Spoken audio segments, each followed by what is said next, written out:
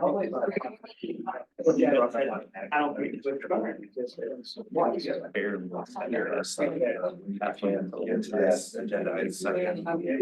Okay. Talking to my neighbors. Okay. They might want to join in. Yep. Well, I know. Right. Well, we do have two more. Clear it. I want to take someone's chair, so thank you. All right, we'll call the meeting to order at 4:02. Roll call. I can do that. Heather, Present? Chris? Chris, James? Present. Rita, Present. Steve, Bert? Present. Steve Kern? Present. Patrick McLaughlin? Here. Thomas Morris? Here. Roy Johnson here. Liz Reiser? Present. John Reiser, not here yet. Is there a motion to adopt the agenda? Yes, so moved. Move. Second. Second. Is there any changes, modifications necessary? Nothing popped up. Well, good. All those in favor of adopting the agenda, say aye. Aye. Opposed? You have an agenda. At this point, public comment. At this time, members of the public can speak up to 3 minutes on any matter under the preview of the P3C committee, EPP committee. There's no one, I don't think, in the public in the room today to talk. Correct. Is there anyone online that has their hand raised, Chris? There is not at the moment, but hopefully we'll come back to this towards the end of the meeting because we didn't have a link posted for the public to get into the Zoom meeting. So we just posted it before this meeting. So Okay, I'm hoping the public catches up with us. okay. Yeah, we got item I at the end of public comment.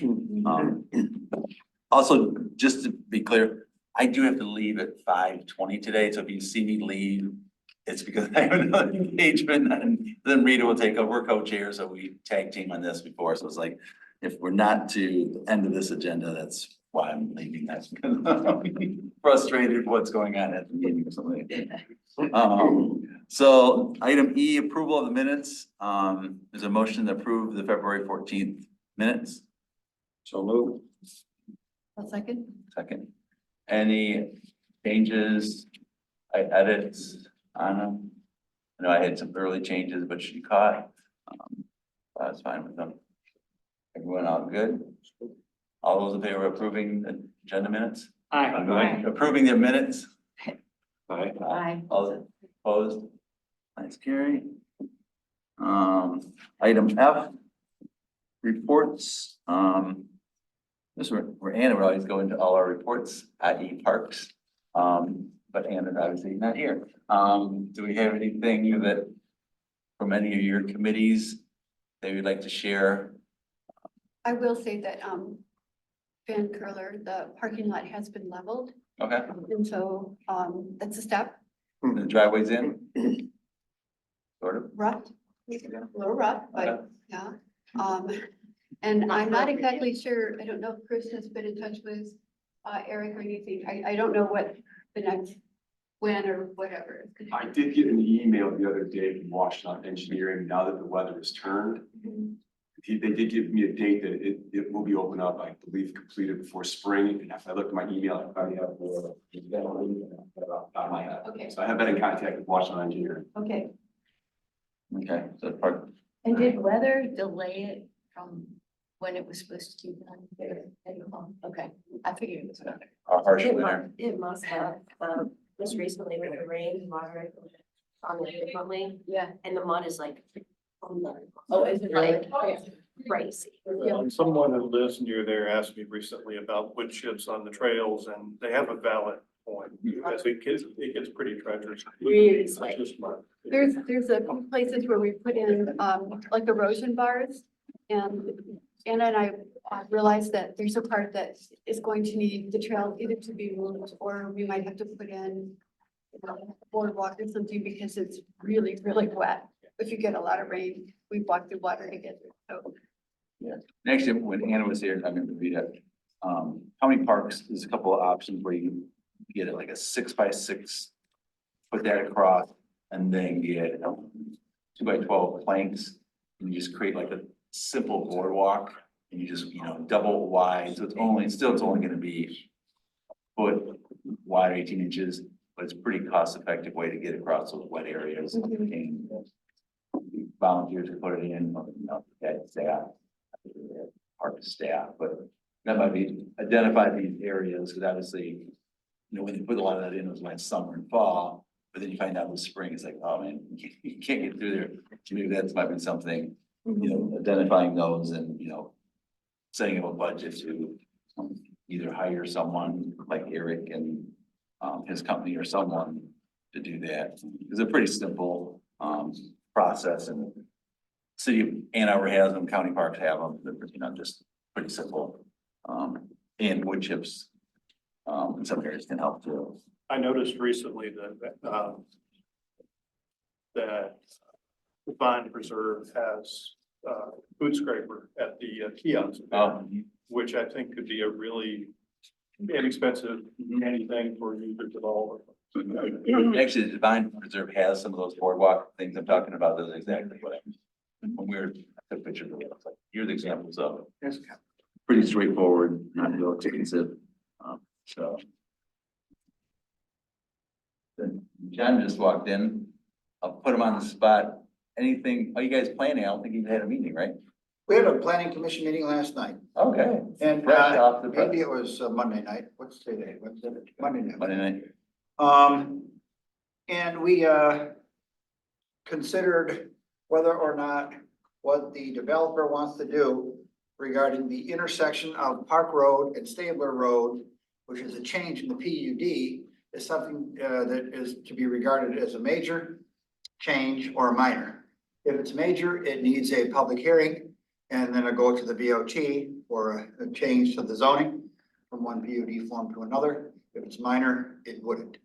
Because it impacts how that road is, it angles to the left from towards the east, and because it impacts the open space, and the open space is gonna be pinched if it goes in that way, that's TBD, but then there'll be a loss in common space, and they'll have to move the pathway and things that are pre-existing there.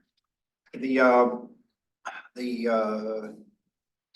Carlisle Wortman recommended that it was a major, as did the developer, that it would be a major change to the PUD. So the planning commission unanimously voted that it is would be a major change to the PUD.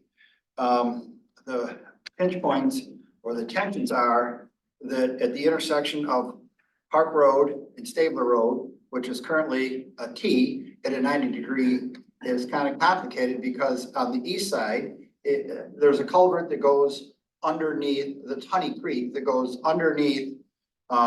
Maybe it's a bridge rather than a culvert, but it. Two bridges. Okay, yeah, there's one that goes underneath Park Road, just slightly east of the T intersection of Stabler, and then there is up 50 yards or so, there is another bridge that proceeds westward under Stabler Road, where there's a bridge.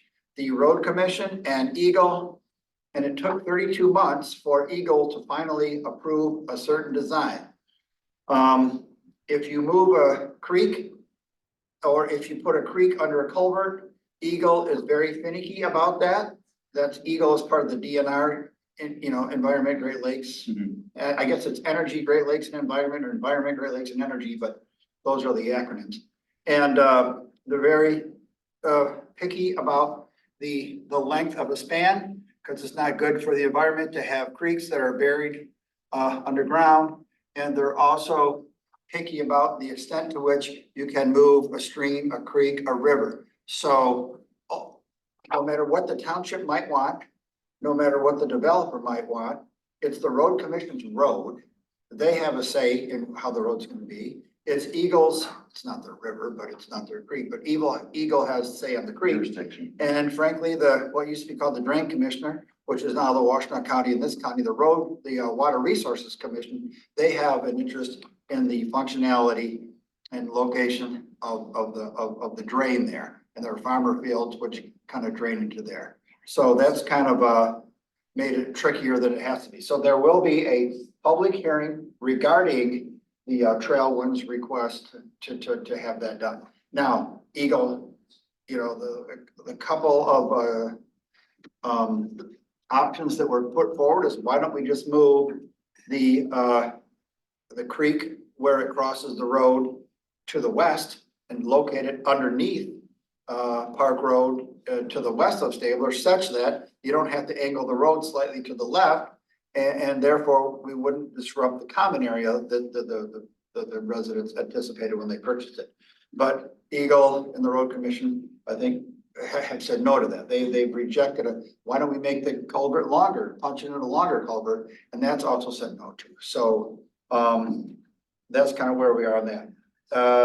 See me later if you have any questions, or now. But the other discussion at the Scio Township Planning Commission was a renewable energy discussion, and is our solar amendment where it needs to be. You folks might know that the state of Michigan amended the solar ordinance, and they're gonna allow large solar farms, arrays, energy generation in certain areas in Michigan. There's some talk about a petition drive to restore local control on where those go, but that's a pretty large ask by the number of signatures that is required. But so solar arrays are coming, and so should we allow them of certain size, and where should we allow them? Should we allow them in certain zoning designations? Should we have an overlay district? Should we allow them near, where the ITC wires are, the big wires that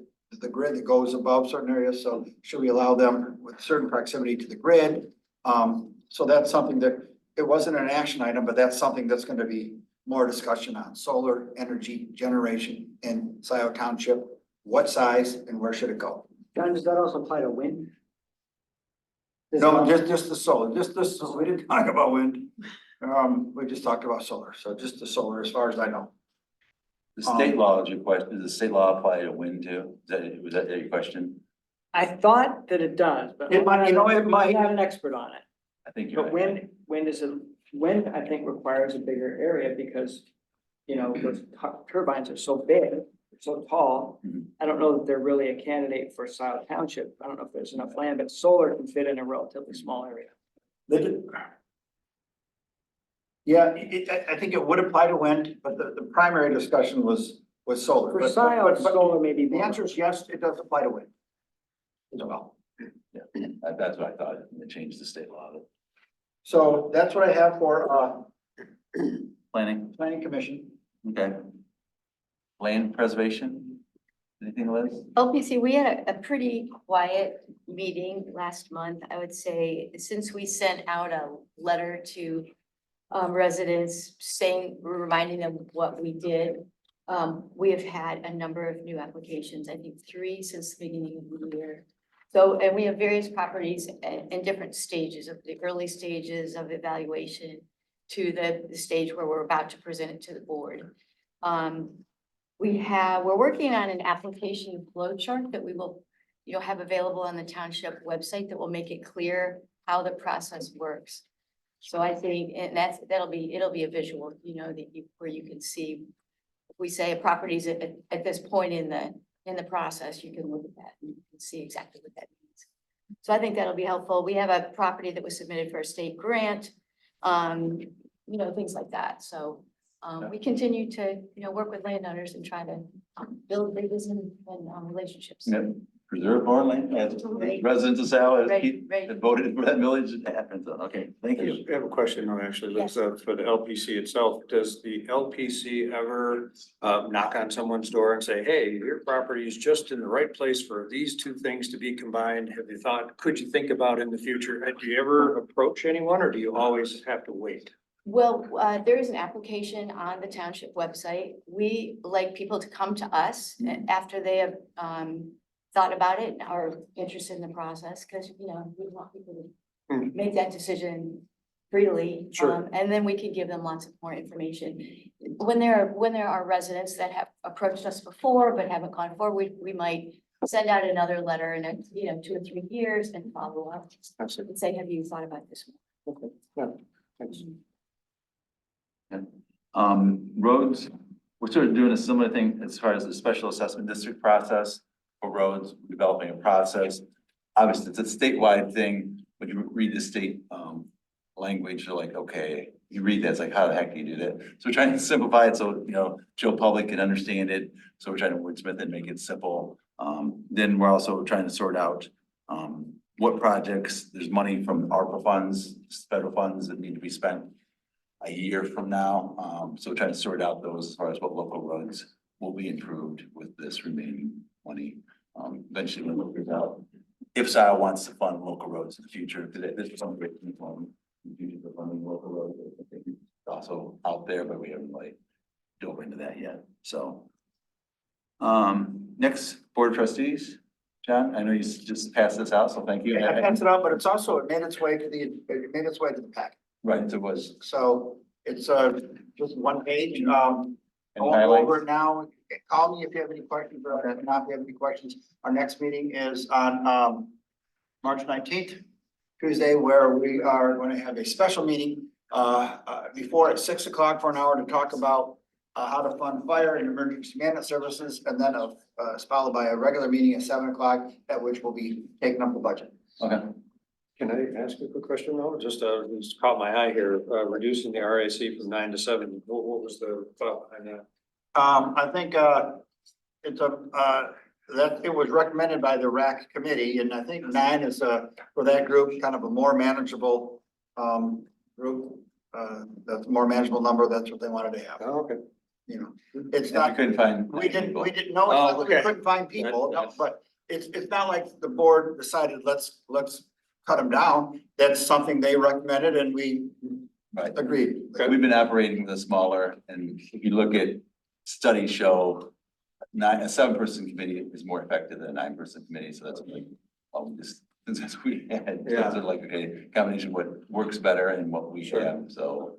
That was sort of like, Great. really, it came from RAC and the township. Great, so. Good, thanks. Place-based committee,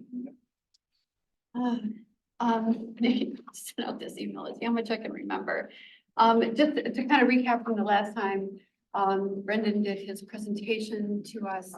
And, the next thing that needed to happen is he needed to get his presentation, his proposal approved by the Boy Scouts of America.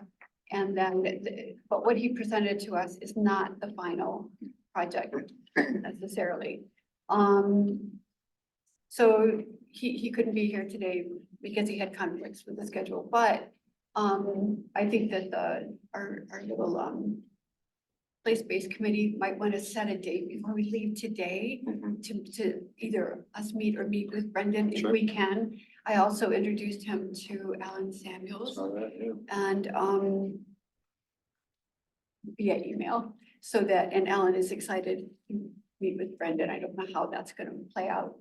I don't know if I'll be involved or any of us will, or I don't know what that's gonna look like. I know there were some things that some people are maybe not so happy about, like, I don't know about the sandbox idea, which there are sandboxes in other parks, but there's always the problem with, well, what if cats visit the sandbox? That can be a problem, but I don't know how that's managed in the other parks. They never have sandboxes, and I know my grandson loves them. Also the climbing structure and the materials that we have to use, I'm not sure that we're exactly happy with all of that. There's some misgiving. So it's just something we need to take a little further. I'm hoping that after he meets with Alan will kind of restart him with some other thoughts, because he is impressionable that way. And I think that could be the case, so that I think that would be a good thing before we come back with him, if he could meet with Alan personally. And does Alan know that we would appreciate his Yes. input? Okay. Yes. Great. And speaking with John, another thing before we go bring this to the BOT, we really need to have our ducks in a row. We have to have things in writing. We need to really do some research and figure out materials, safety issues, kind of cost, but also, is this safe enough? Is this really what we want in our parks? And how are we gonna, can we get it through legal? You know what I mean? Can we get it approved enough to bring it to the BOT and say, look, this is what we thinking about. I was curious, when you were out to Almendinger, and did you say you worked on Almendinger with the city of Ann Arbor, or you were out just observing? Now at Vandermeer Park, converting a tree into a natural play space. I just took pictures of Almendinger. Okay. Pictures of Almendinger, but this, go ahead. Oh, no, I was gonna say, if we have an Almendinger or something like that, maybe the three of us could meet at a place like that, instead of going all the way to Chelsea or Jackson, you know, to some of the places that are really good options, but maybe Almendinger is a easy enough place to get, we can take 3 or 4, like 4 or even 5 ideas from that The and use that as our Arboretum template. The Arboretum has a nice one too, Oh, well, fine, you know, Let's do that. yeah. so. Then we can offer the guidance of here's what Right. appeals to us. I would agree. Conform to that. And let's say you guys select 3 of them, and then, but let's say there's another 2, Leslie Science Center, they're building one and they have one. And so they're Okay. like, you go to those, get some ideas, because I mean, let's say there's 10 different features, I mean, more than 10 different features. Sure. We're not gonna do 10 different features. No. We need to figure out what of those, all the places, like, okay, Sure. we think we can do these 3 or whatever. And you can always start small and say, okay, these 3 would eventually making it 5 potentially, or whatever the number is. Add on if you So can. no, that's a great idea. Yeah, Get out, yeah. get some ideas. Sure. And And it's close what- by, Exactly. so. What other, the city uses a company called Michigan Recreation Construction, MRC. They have them under contract. They do the big playgrounds, you know, like the steel and plastic ones, that you see, which, you know, can cost like $1 million, some of them. But they also do the natural play spaces for the city. So as we try to get our arms around this, they could be a potential resource. Okay. I mean, we have to use them, I'm just sure. No, so it's, the question I'm gonna have, and I'm willing to take this to the board and champion it, but it's been my understanding, and maybe I'm wrong, that we haven't had a written proposal yet. We've had PowerPoints or slides, but have we had work product submitted yet for us or not? No. I yet? think that's the catch-22, because he needs more information from us to go to the scouts so that he can bring us a proposal, but we need more information from him before we can. So that's why I'm wondering, anyway. No, but Yeah. at some point, there's gonna be a plan, there's gonna be pen to paper, and then Mhm. I don't know if it's Carlisle Wortman, or if it's OHM, or if it's the township attorney, or if it's the building inspector, or somebody is gonna say, yeah, this thing's safe, or, oh, your concrete pad, you only want 3 inches, it's gotta be 6 inches, or then this rope, you know, climbing up a 6-foot tall rope, that is a really bad idea. I mean, so all that stuff has to be vetted, and I don't know, is this like the PPPs thing, or is it Brendan Roulette's, or is, you know, so. Well, that's why we sort of have the subcommittee Yep, trying got to it. work with him, and he, and obviously, he's. I'm willing to 16 years old. No, I'm not He's trying like, to. I'm not trying trying to- So I think we can help give him some I'm not guidance. gonna go off. This is our first point too, so I think it's all, Right.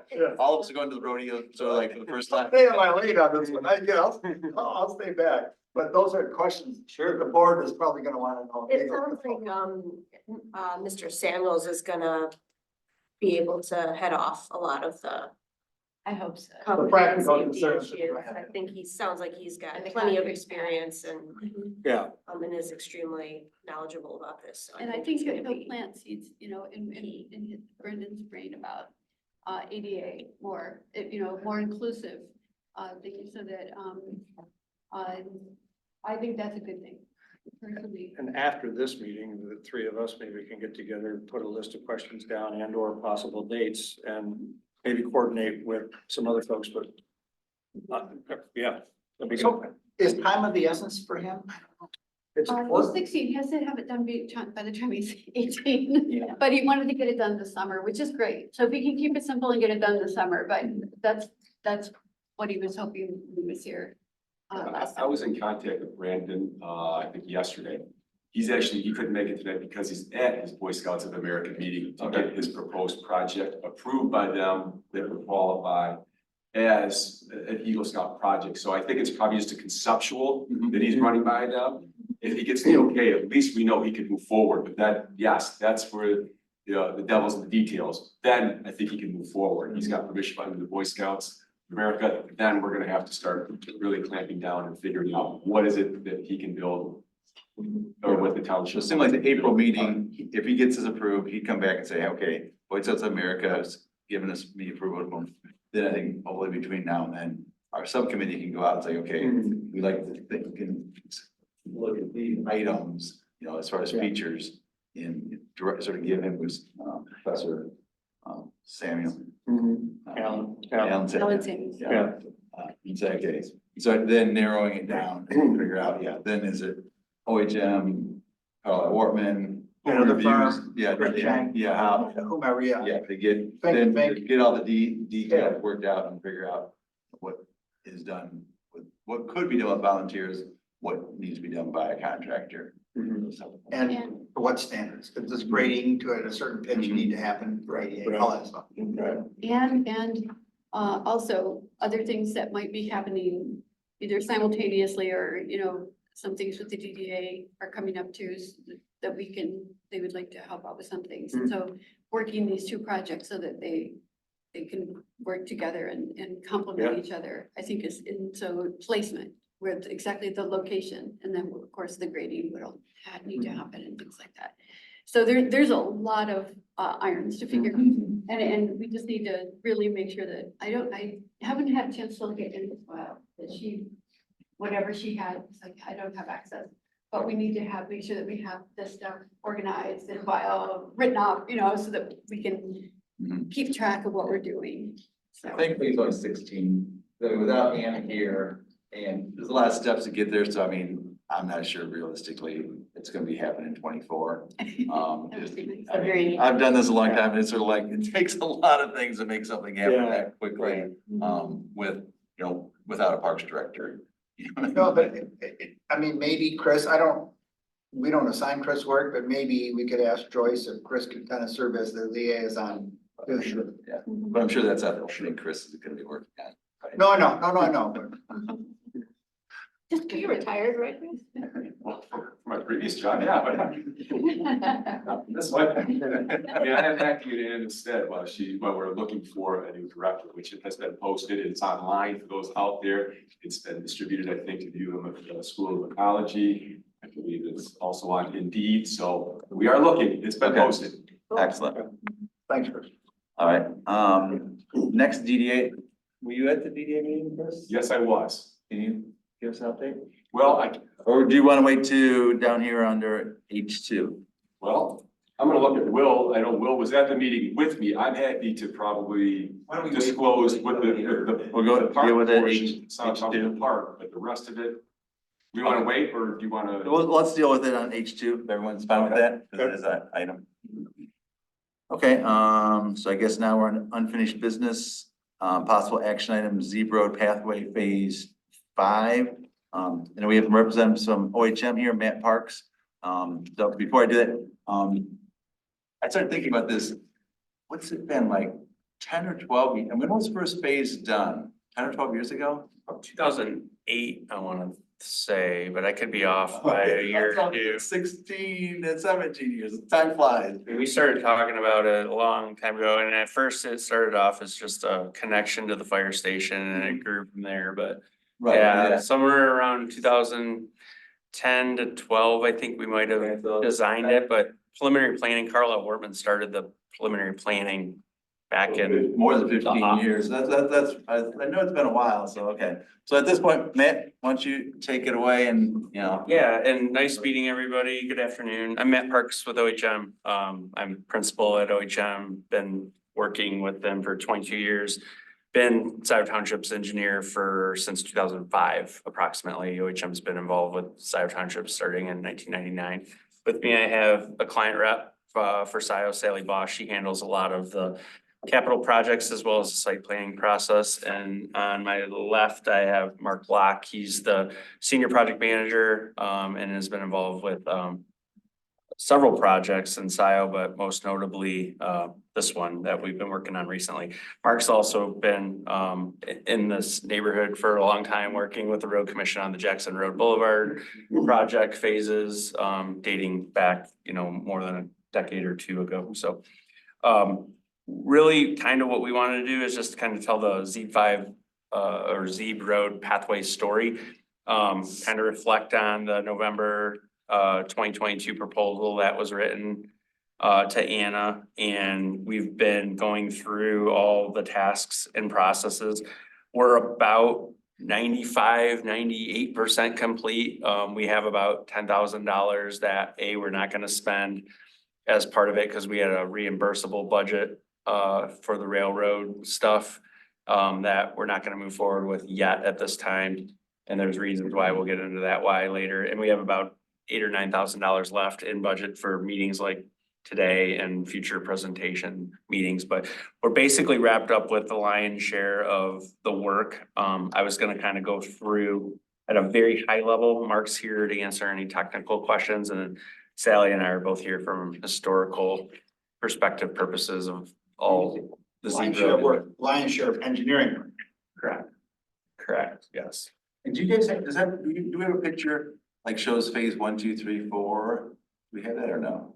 We have it not handy and on Chris's I computer. mean, everyone's familiar with the zebra path. Obviously, it starts out here in front of and goes multiple phases. 4 took us down to basically where it stops there, which is just south of Peters Road. That's the goal here is we built all these phases. The goal eventually is to connect to the border trail, which is on the other side of railroad tracks, and the border trails is really connects all the cities together. So that was always a goal 20 years ago of, having this connecting the boulevard and all the residents in this area, going up Zebra Road, a lot of different options we considered.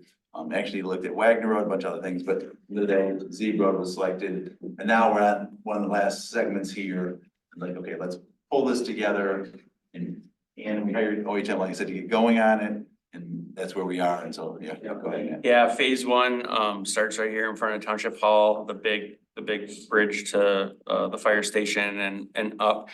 Phase 2 is just north of the daycare.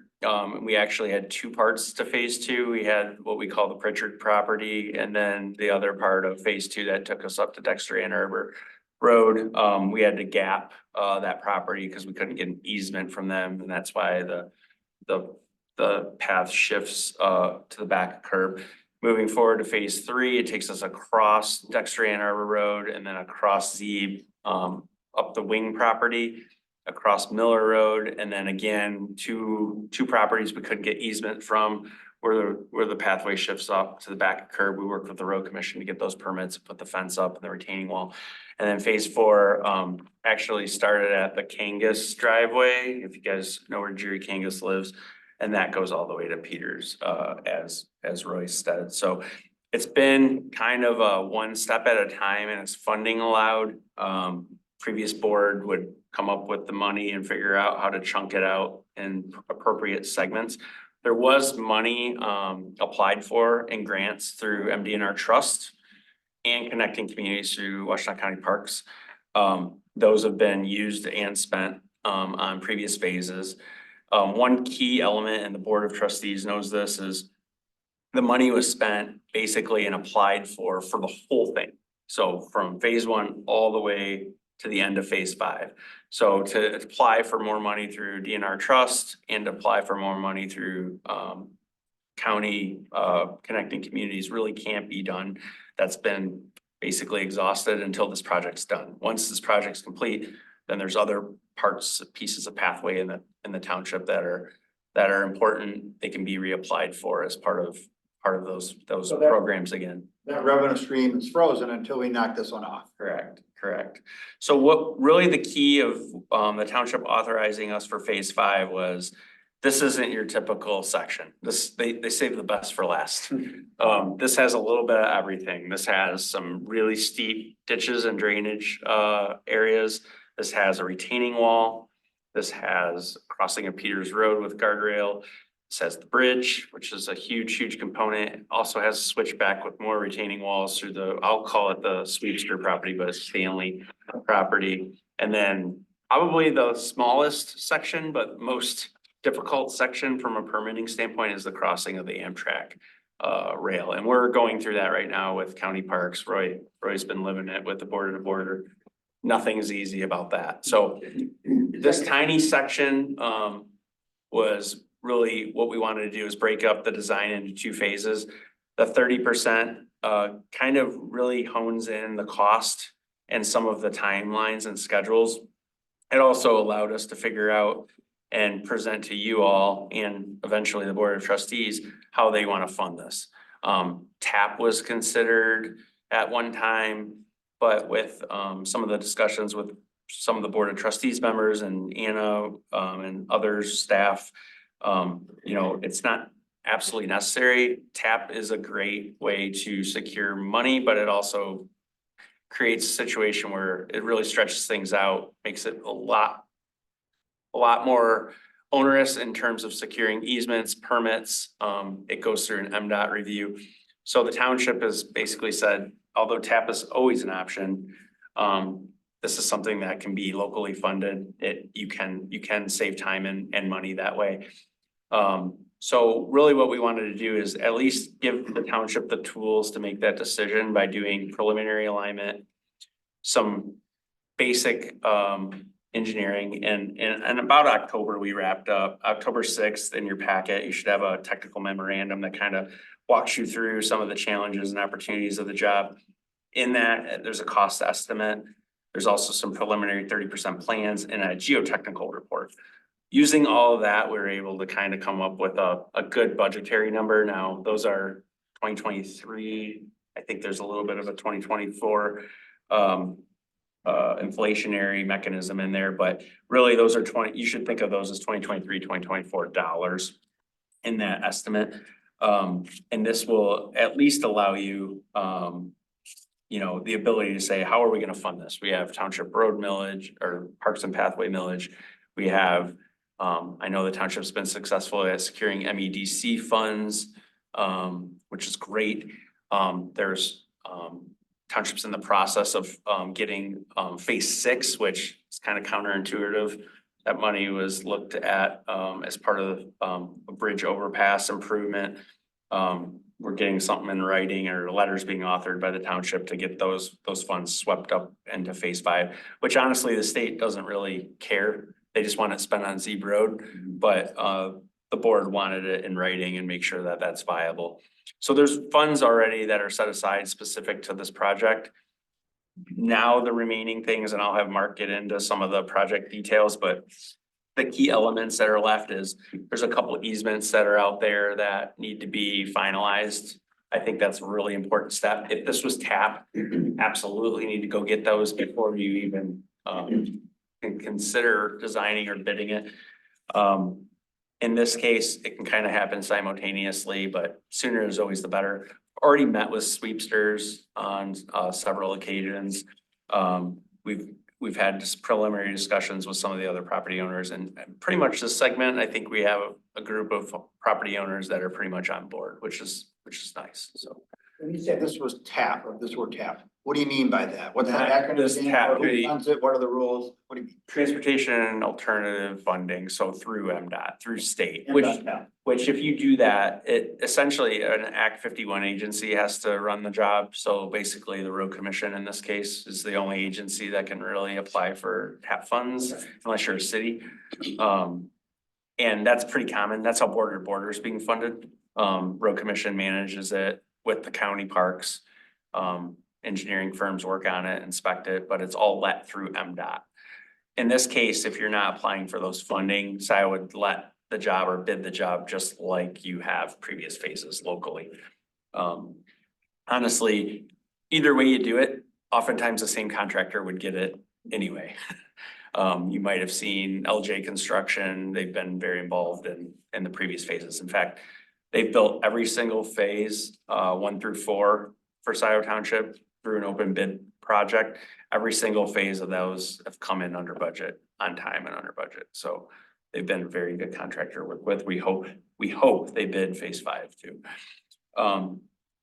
But I mean, task 1, I don't think you have the proposal, but just to kind of give you an idea, project meetings and stakeholder meetings, which those are really the only remaining tasks we have to present again to the Board of Trustees, hopefully. Topographic survey, right away, utilities review, we've done and completed that. The geotechnical investigation was performed by G2 Consulting Group out of Ann Arbor. That's complete and within our technical memo. Railroad at grade crossing, we've learned a lot from our border projects and applied those and built that into our schedule and understand the permitting costs and timeline. So that's pretty much done. Task 5, 30% pathway design, that's what Mark's been heavily involved with, is basically what's in your packet and the plans we'll go through today. And then a lot of structural work, so preliminary bridge, meetings with the Eagle, the retaining wall, speccing that out, costing that out, and then permitting and TAP compliance. Again, originally, when we wrote this in 2022, we thought we were going to be submitted for TAP grant, but we've had a lot of discussions, meetings about that. And right now, I would say, without speaking for the township and you all, I think township, at least from what I heard, is leaning away from that and locally funding this. We have basically some other clarifications and assumptions in here about easement preparation and additional easement meetings that aren't included, but honestly, we have been pretty much at the table or assisting with that. Ultimately, it is the township's responsibility to secure those easements. We recommend to do that sooner than later, but like I said, it can be done in conjunction with the final design. So in the estimate that we have, it's about a $3 million project, a little less, but we have this preliminary engineering phase was 181,000 minus that $10,000 allowance that we had for MDOT. If we were to submit to them upfront for the rail crossing, we didn't do that. Final design engineering, we have this listed in our estimate. We also have it listed in the CIP that Joyce, the township manager, has put together. It's about 200,000 to wrap up from 30% to 100%.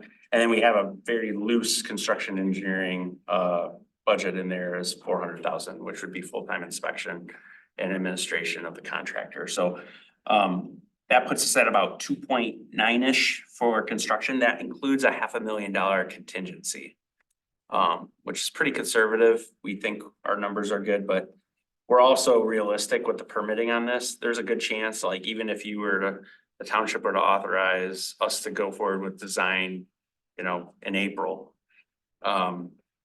there's a good chance this isn't getting constructed until 2026. So it's a year and a half of permitting through Eagle, through MDOT. The nice thing about bidding this locally too is if for some reason MDOT rail portion takes a while to permit, we could bid that as an alternate task.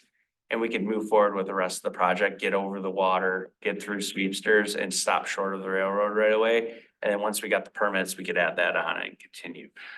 If you went for TAP grants, I don't think you have that kind of flexibility at all. You have to do it all. So that's part of the advantageous benefit of funding it locally, if you can, if you have the money. And in this case, the township's done I think a really nice job of leveraging MEDC for some of the earmark money. Out of all the earmarks out there that have been given through the state of Michigan and through federal monies or whatever, some of it comes through HUD, some of it comes through EPA, some of it comes through Eagle, some of it comes through MEDC. MEDC is by far the Cadillac of the earmarks. It's very little red tape and very accessible. The rest of it, you have to go through hardcore environmental, SHPO, historic research. It takes 2 years to free that money up. And you have to pay consultants hundreds of thousands of dollars to free that money up. MEDC is, here's half now, we'll give you half when you're ready to build it. It's wonderful. So kudos to the township for jumping on that. So anyway, I'll shut up. There's probably questions. Mark's here to answer walk you through the sketch. And then if there's more detail, we have a hard set of copy plans. We can walk around and get a little bit more intimate with you, but that's that. Yeah, Mark, you want to walk us starting where we left off, phase 4 from Peters and go towards the north and. Peters starts just before Peter. Just where the purple starts is where. Yeah, So this is where they have a pep effect. Again, I'm Mark Lack. I'm with our transportation group. I'm a senior project manager. I've been with OHM for 34 years. I've been here a while, as Matt mentioned. I'll just kind of walk you through starting at the south end. North is to the right of the screen and pick out the highlights. The gray is the path. We're showing a 10-foot wide path here. At the time we developed it, we didn't know if we would be getting TAP money or not. TAP requires you to build a 10-foot wide path. If you build it locally, you can build an 8-foot wide path. I believe the path is 8 foot wide on the south end, and I think it's 10 foot wide on the north end. So you got different widths of paths going on here. That all is based on what the minimum requirement is based on the funding.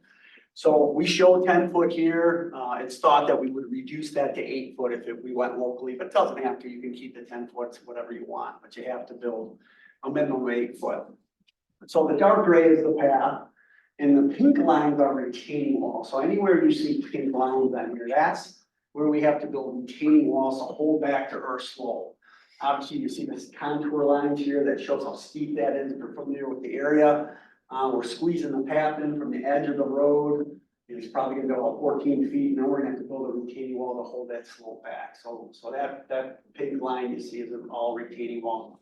They have a pretty big effect on this. This is the Mashio property. We're affecting their driveway and the driveway slope. So we have to go back a little bit to try to flatten it out the best we can. It's a pretty steep slope now. So we are chasing it back into their driveway a little bit, and that's shown by the blue outline here.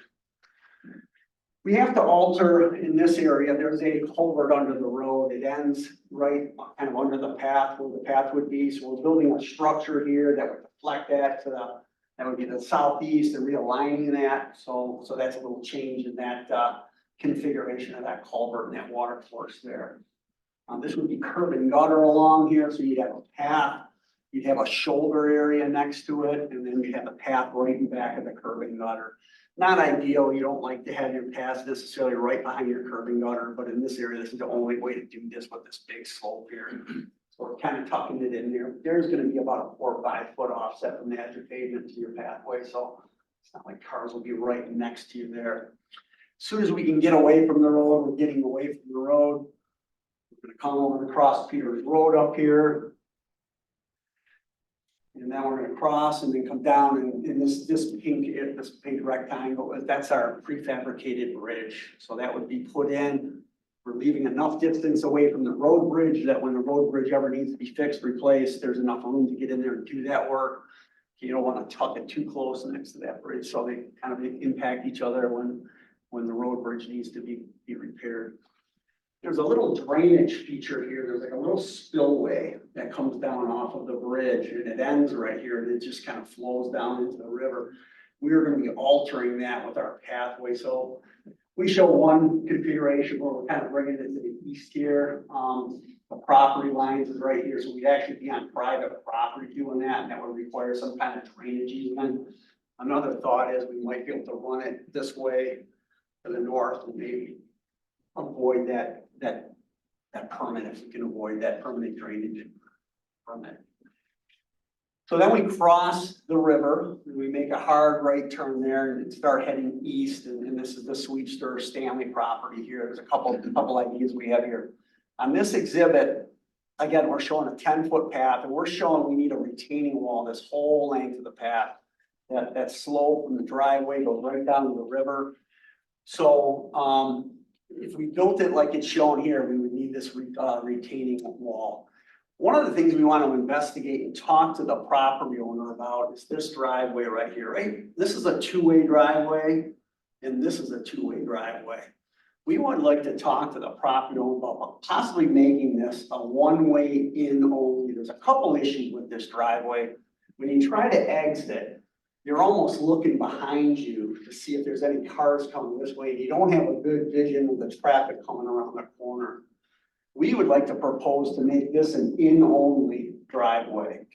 If we can make this an in-only, we can narrow the width of the driveway and we can delete the need for all of this retaining wall. There's a pretty significant savings in not building that retaining wall. That's pretty expensive. And there's, you know, like I said, there's all kinds of benefits to doing it, I think, to the property owner, to the safety of this driveway.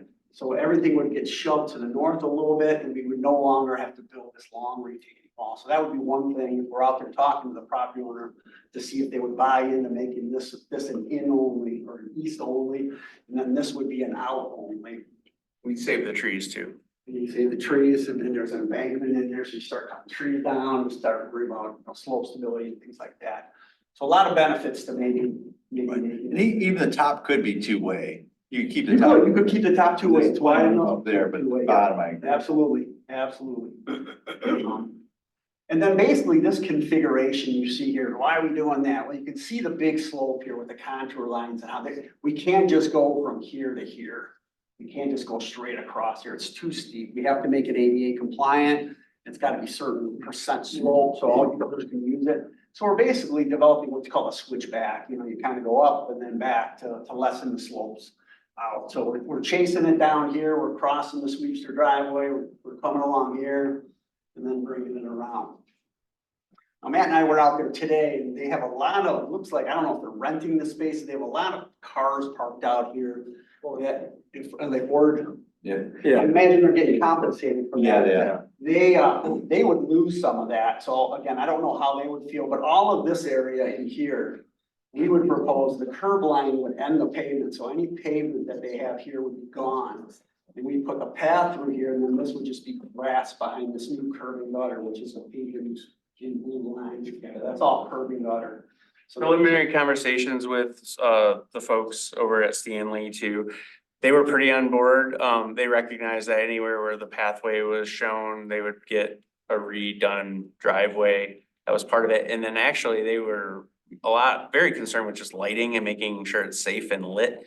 And they even gave us options of coordinating with them and tying into their lighting. It might be wise to at the crossings to have additional lights there. But they were very much on board. So as much as Mark's saying like some of the space and they're occupying and they might lose some, they were being very cooperative. So those things though are important to kind of negotiate now before this project really gets out there and becomes way too public. But at the same time, I mean, they're not necessarily against this project. They're willing to work with us, so. Is there obvious challenges crossing the road to get away from that whole left side zigzag and all that? But then would the slope on the other side of the road also be a real problem because you couldn't create a switchback? Exactly. That's, we had to really chase it a long way to keep it under that 8% maximum slope. The other thing is we're trying to connect to the border trail, which is right there. Right here. Once you cross the track, so. Yeah, that's. but if that slope wasn't so bad, you could come all the way up on the other side where the trail ends anyway, and cross at that stop sign and come back down. I mean, it'd be another version of a switchback, just not quite like that, but anyway. One thing I want to say is that being out there with these guys and observing the truck movement, the traffic going in and out of Sweepsters. It's very active and they're not necessarily going slow. So I think we'll have to, make sure that we really think about all this. Yeah, exactly. Can I just ask, I'm curious, how far beyond the ADA slope allowance are we? And again, I realize there's a challenge crossing the road anyway, but is it just way too far out? No way to, because what, Rita just said, there's challenges crossing no matter whether you're in that parking lot or crossing the road. Just wondering, you think it's coming up this side? Yeah. Is that what you're saying? Yeah. I'm looking at that. We did not look at that option. I'm looking at the slope here, because we kind of tell by the contour lines that's probably in the 10 to 15% range. It's about 11 on my Strava. Yeah. Yeah. And we need 5. Yeah, okay, well, yeah. And the other thing is where we cross the railroad tracks is imperative. There's only certain places you can, and really, we kind of call it a sidewalk across the rail. But there's, in between those mast arms is really the key. We still have budget in here to relocate if necessary, which we may have to. We'll get into that a little bit more during the final engineering, but, that's all part of it, is just being on that side and then avoiding any kind of crossing of Zeeb. Mark, you do have one crossing of Zeeb. That's interesting. Kind of glossed over here. Here's a proposed crossing we were talking about, and unfortunately, there's not a great spot to put that crossing. That obviously goes to the Burns, Stokes County Park there. Obviously, it's at a curve in the road, which is never a great place to put a crossing.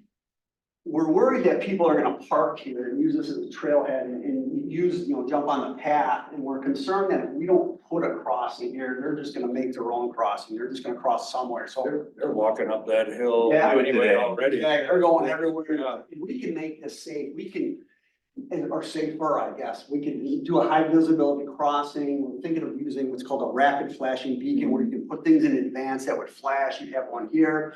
And you'd have one down here announcing that crossing. A lot of the trees in this area would come down to build a bridge, so you'd have a better sight visibility. And you do have two sharp curves here in each direction, so traffic isn't going too fast. Luckily, it's hard to negotiate those two turns at a too high of a speed. So we were really thinking of putting this in and painting it and just telling everyone, this is where you should go. Would it be impossible if you're gonna have to stay on the left side, to come all the way down and just don't cross over right where you have that first crossover, just keep coming all the way down, come around the property and come back and encircle the parking lot and never really participate in the parking lot? Can you make that big loop around the building and come back around? Sorry, just as you're starting to come up the hill and you're coming into Stanley. Okay. All right, Stanley so driveway. don't cross right there, just keep going all the way to.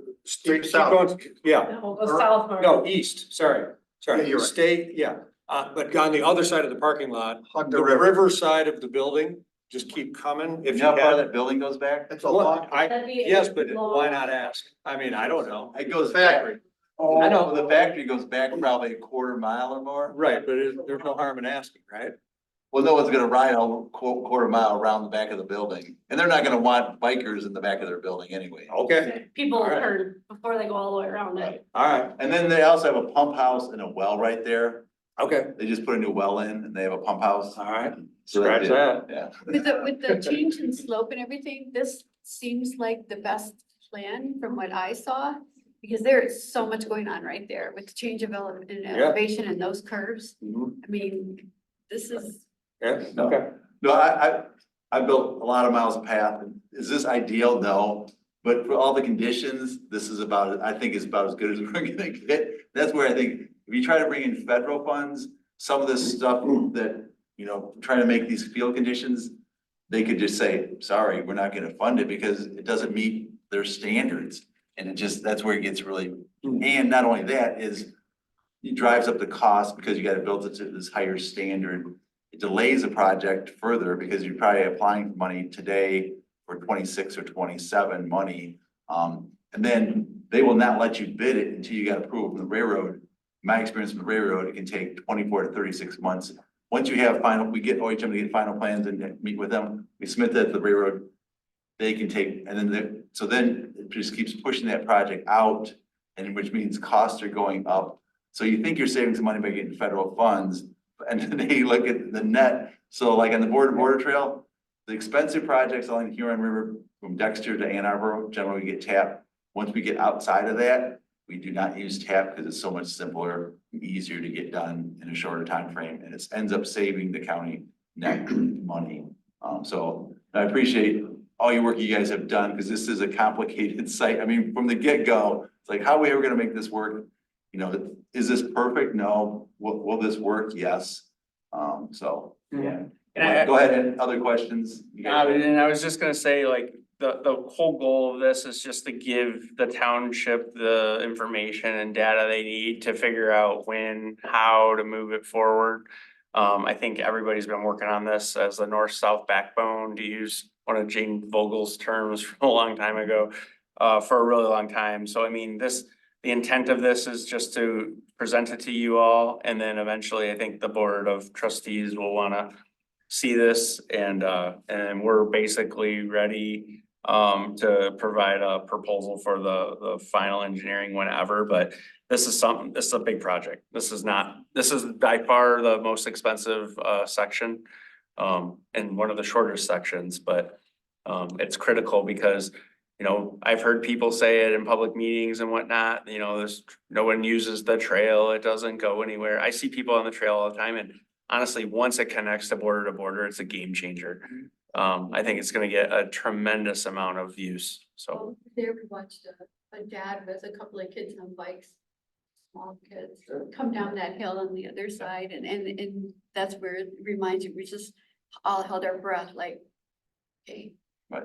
you I know, mean, yesterday when I drove, I saw 3 people on this Yeah. section of trail, so yeah, people do use it. And after this summer, all 3 metro parks will be connected, Delhi, Dexter, Huron, and Hudson Mills. And so, yeah, you connect this, and because this will be connected right to that, who wouldn't want to ride to Delhi? Eventually, obviously, you're gonna go to Ann Arbor and Dexter and Chelsea, but, why wouldn't, so, yeah, when people are using it today, I guarantee you, when you connect it to the border to border. Yeah. Yeah, and I applaud the off-road vision. I mean, we've really done a careful job of designing the first 4 phases where we tried to stay off-road as much as we can. We've avoided landmark, high-quality trees. We've worked with residents to meander farther into their property where we need to. And I've heard other people that are hardcore cyclists that use the road, and I get it. I do that too sometimes, but as a dad with 2 young kids and she's a mom with 2 little ones, I mean, just having a dedicated off-road path for your kids to be able to ride is so much safer. And Seabe Road, I mean, it is slow traffic around here, but you know how fast they come down, going northbound from basically all of phase 4. I mean, it's not anything to see a car going 60 at any moment. So it's a wonderful asset that's being planned and built, but this one's definitely not easy. So I think 2026 is really like, that's optimistic. It's already 2024. If this were to get approved, it's at least 2024 through halfway through 2025 in design and permitting. If we're lucky, probably wouldn't have the MDOT permit by then. So you would bid it late 25 for construction in 26. That could slide 12 months easily. So. Or look, Matt, I like your idea, I mean, if you had to, you could just leave this final part out. As an Build- alternate, yeah. Build a lot of this. Yeah. Just end it at the driveway, just build this last piece, whenever you get that MDOT crossing from there. Yep, you would stop short, and basically by then border to border would be done, and you just basically do the work on the tracks, which is a challenge, but. So does the purple line mask over crossing lanes and such in the parking lot and the 2-way drives each direction where you're crossing over? I can't see from here, but must be some kind of an alert that people could be crossing, right? Yeah, we would see if we could put up signs, obviously this is private property, we need to get all kind of permits, so we would put warning signs up and things like that. So that people know where to cross. and Correct. There's a. It would be striped. Be striped, probably piano keyed, the wide white ones that you see, call it piano key for crosswalks, yeah. We decided to go one way here, and just have an entering here, we'd see if we could put up some like do not enter signs here to again instruct the truck drivers that we shouldn't be going up this way. Yeah. So Matt, we hired you guys to do basically the phase 1 up to 30% plans. You're nearly at that point. So I guess the next step is be technically like phase 2, which would take 30% plan up to bidding. And have you done a proposal for that yet, or? It's drafted in Mark's folder, but we have not shown it to anybody yet, but it's within the budget that's shown in the packet for the and the opinion of cost. So yeah, I mean, it's ready when you are, but we're not pushing it. We're just presenting what we've been authorized for, and I think the plan and see Will there, it was to present to PPP and make sure that you guys are getting your input and your say with this. I mean, this is something that Anna's been working on for a long time, and others getting Chris up to speed on this one, but really it needs to go from you to the board, probably give a little bit similar presentation and then have that proposal on there. And I mean, that can happen whenever. It could also, one of the things I mentioned is easements. There's a strategy there. Do you want to sit down with the property owners now, between now and then, and get them on board? A lot of times you do want to at least refresh those conversations. So one of the property owners just show up at the board member and say, I've never heard about this, or, that could derail things. So I think it's probably wise to have some conversations before we go to the board, get authorized, for final design. I also think it's really important in the budget process right now with the township board to make sure you have this line item, that you know what account it's coming from, that it's paid for, how it's getting paid for, all that matters right now, if you're paying attention inside of, so. Put in me for this next phase. I believe she did. Yes. It's in the CIP. It's in the CIP, but I haven't seen the budget breakdown for this upcoming fiscal year, so I would not know if it's in there. I would think it The is. next phase is just the engineering, so it's. Well, exactly, no, yeah, like 220 numbers, somewhere like that. Yeah, we had a 200,000 and she probably bumped it up a little bit, so just to be safe, so. So, Sounds good. I have another question. Yeah. I'll stand up there if you don't mind. So is this a ridiculous idea? Is this impossible to go on this side through this wilderness? I'm not sure who owns this, might be the township. I'm not sure. Go on this side and then over here. Is that? It's not gonna help you, is it? How's it gonna help you? Well, it's probably a floodplain on that side and it may be harder to. So I believe that's private property there that you just drew a line through. It's preserved. And the location we picked is actually the narrowest part of the river there, so it'd be the shortest span of the bridge. And And it's a short enough bridge that we actually can stay out of the water with the piers, so that helps with the permitting aspect of it with Eagle. yeah, Eagles, and it's interesting because there's an existing bridge structure there, they prefer you to be as close and tight to that as possible, but there's also some shadowing that comes into it with the riverbed. We actually have designed and did the geotechnical outside of the actual flow path. So we're actually spanning the entire river to minimize the amount of eagle permitting. If you were to have to put the piers in the river and work in the water, it's a whole different animal, mussel surveys and I'm surprised. all sorts of stuff. Yeah, so The other thing, this is a natural river area, and so they would not allow you to put a bridge that's not adjacent to another bridge. Because county parks battled that for about 10 years on the Dexter, you're on Metro Park to go towards Dexter, that bridge that's out there. Took them 10 years to finally get a permit, that was after they went to court. So they allow them when you're next to a bridge, like the railroad bridges, if you know, a lot of them are closed railroad bridges. This one's next to a road bridge, so natural rivers would prove it. We tried to get away from that. You go to court and try to get approval, but. Yeah. no, the creativity and kind of doing something cool like that would be, I think, more interesting for us to design, but unfortunately, I think this is where we have it is pretty much the only viable option, and cost-effective option. So, what about the Burns Stokes Preserve, or is that just too wet? Because the Burns Stokes Preserve goes between the river and the railroad tracks, and it goes, it's like this east-west preserve, so you would go across you see the parking lot's to the, Right there. to the burn, so you'd go to the parking lot, and then you take a left all along the preserve. Or is it just too wet? It's a wet hole there, and as a county employee, when we tried to put one to border in one of our preserves, they sort of shot us down, Miller Smith Preserve in Dexter.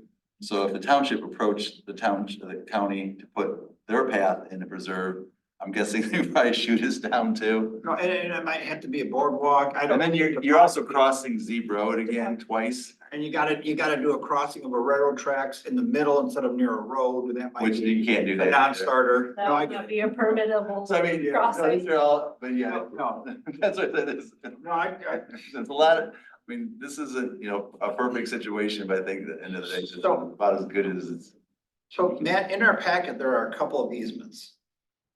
And you said, who gets those? Is that something do we assign to our attorneys to reach out, or how do we keep that ball moving? So historically, I'll have Mark walk you through the areas where we need the easements, but historically, Township's done it a couple different ways. We hadn't actually, Sally found 4 years ago today, we had an easement signing night before we marched up Zeeb Road. And we had all the sketches and front end easement ready to sign, and we had a public meeting. And Roy was there, and other people were here to, discuss the benefits, and then they were there to sign easements on the spot. And then those that didn't show up or weren't comfortable signing the easements, we followed up individually. In this situation, we only have 3 property owners. The home, 4, the person with a very steep driveway, That one. This one, the one there, this one. the vacant property, and then the Stanley So property. ultimately, if we don't get an easement, we gotta go in right away 66 foot, 33 feet on center, is that the There's fallback position? Yep, there's permanent easements where the path's actually located, and then what we call a temporary grading easement where we actually just need to be there while we do the work, and then it's temporary. And in every instance, every one of those easements is a little unique. For example, the very first one farthest to the south where we cross that creek, that drainage area, and then that very steep driveway with a retaining wall. We're actually gonna be in there working for a minimum of 2 to 3 weeks. We're gonna have to sit down and talk about relocating them for 2 to 3 weeks because they're not gonna have access to their house unless we provide something to them through Peters Road, through their backyard. Which would require easements from their neighbor, because there's no public Yeah. access from their house to Peters. And relocating isn't all that bad. I mean, we've done that with the County Water Resources Commissioner's Office. I'm on culvert projects where their culvert crosses a driveway. And a lot of times, some of these people have other places to go, other vacations scheduled. We can time it. Or worst case scenario, they have a staycation at Weber's for a couple weeks, and which doesn't sound too terrible to me. But there's options. So all these things require negotiation. If you were to do this with federal money, there's a procured way to pay and get and obtain this, because we're not. It's all very negotiable, and every resident's different, right? So that's why I'm a little nervous about, advancing this too far without starting those conversations. I know the conversations have been started, but a lot of those were done with former Supervisor Jack Knowles. And it's been a while since we followed up. I feel like we need to refreshen those discussions. Whether we're involved or not, we don't need to be. But usually what I think, following up with a question that was asked a little bit ago, historically, the township has had one representative initiate contact and set up a one-on-one meeting and kind of walk them through the project. And then if needed, the engineers would come. But what we don't want to do is invite them into a room. It's one homeowner and like hordes of experts. Like, it makes them feel really uncomfortable. So like, it was Jane, it was Jack on previous sections of projects. In this instance, it easily could be like Chris and one of you, or one of us and Chris could meet with them initially. Like I said, Stanley, we've already met with them initially, very good vibes from them. So I would start with them, and then I would definitely start talking with the person that needs to be relocated. Mark, walk them through the easements. So the good news is this dashed line you see here, these are 2 easements, 27 foot wide, that go onto that 66 foot right away, or 33 foot on the half right away. So it's basically 60 feet from the center line with the 33 and the 27 that you already have secured. These are signed easements that were required, I don't know how many years ago. They were done 4 years ago with that initial. That was part of easement it. signing. They already have agreed to it in some extent. The one gentleman wanted to know, like, how soon you're gonna get done? Yeah, exactly. He was very excited. In 27, just to tell you guys where that's come from, that was initially when we did the original Carlisle Wortman study where they kind of mapped it all out. We kind of figured out where the path would be, how far, and we just arbitrarily picked a nice number. And that worked for the whole project, except for areas where we wanted to save a couple trees and we wound back in deeper. And then this section, just because of the magnitude of the construction and the slopes, it's not enough. So we need to ask them for a little bit more. So the granted is 27, a couple spots, we gotta go outside, the additional 27. Yeah, right here. There's a Okay. grading permit needed here, Okay. the driveway, we got to grade that, we don't need the ownership of that, but we just need the rights to get beyond our line. The additional easements are all temporaries, aren't they? Constructions, so the permanent Permanent easements, ones here. well, except for Stanley's property, but for the three individual homeowners slash the vacant property there, they're all construction They still easements. live there, those two private property I owners? believe so. I don't believe those two have changed. There's been a few ownership changes throughout the past 4 years, but I don't believe it's either one of those two. Yeah, I would be locking those in, because I remember some of those discussions 4 years ago. Well, I ride bikes with one of them, and I guarantee you, he's into it. Okay. Well, I don't know, but, the property south of or north of Peters, the vacant land, we really didn't know until we got into it, how the bridge would sit in the drainage, culvert that Mark talked about, if it was really necessary. Some reason, I think the township has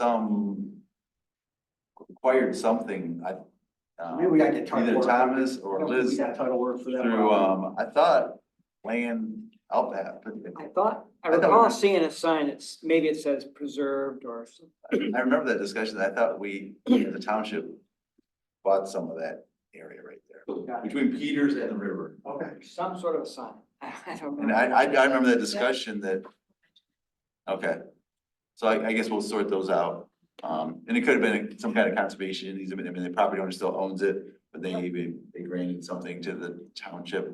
I do remember that discussion, or maybe. I'm unaware of that, so if you can find that for us, Roy, that would be useful. Or work with Will. I don't know where it would be, but I just remember that discussion, probably 4 or 5 years ago. Did we pull that? I don't know. If we- I don't know if we did. So.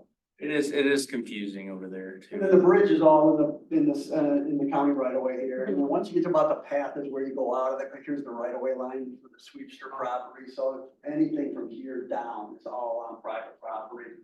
So what we'd end up doing is describing an easement, X amount of feet off of each edge, where the township has the right to get in there and maintain your path in the future, and then anything we need to grade beyond that would just be a temporary easement that would just be signed to restore it and whatnot. So this would all be permanent, there'd be some temporary in there. That's pretty much it.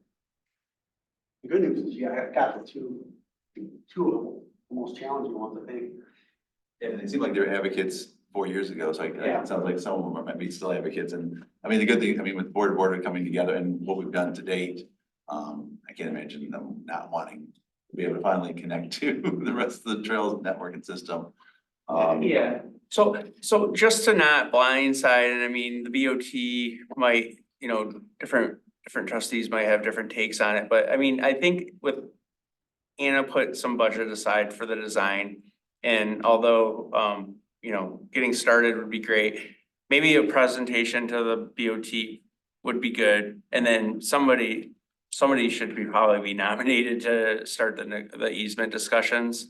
And maybe the design comes right after that, and we can come back to the board for a proposal for that. It can all be done simultaneously. I'm sure there's different trains of thought. So, but what I want to do is just make sure that when we write our proposal, we kind of understand what the residents' take is, if we do say they don't want to be relocated and they do want like a temporary driveway off of Peters Road to their backyard because they don't want to not have access or something, we could plan for some of that in our scope and whatnot. So again, I'm just trying to make it as transparent and as planned and thought out as possible, but easements are a really big deal. I mean, I don't want to ever put the township in a position where we design something and then somebody says no, and then we're stuck. You could like let them get access from the neighbor and then just somehow walk over, or I mean, It's whatever they're Case comfortable. by case, depending on topography, land, density. Time of the year, Right. like, yeah, I mean, if it's middle of summer and they're friendly with their neighbor and they don't mind parking there and walking through the woods, it's probably not that big of a deal, but there's also a risk, for what if there's a fire in the house? And how does the fire department get to it? So you have to think about all those things and then the construction, how we build the contract and how we do it when we bid it, we can be very specific to say, you can only allow non-access to this house for 10 days or 12 days or whatever we think's reasonable. But those are all things that we will put in spec in the contract to make sure the contractor has to abide by those. And if there's any special requests, like, you know, at my driveway, I want, you know, you're taking down this tree, put a pine tree back or do something like that. Those are all things we'd like to know now versus later. Cause that's easy to do. I mean, we can put trees back as part of the contract. I know the township's got a pretty healthy tree fund.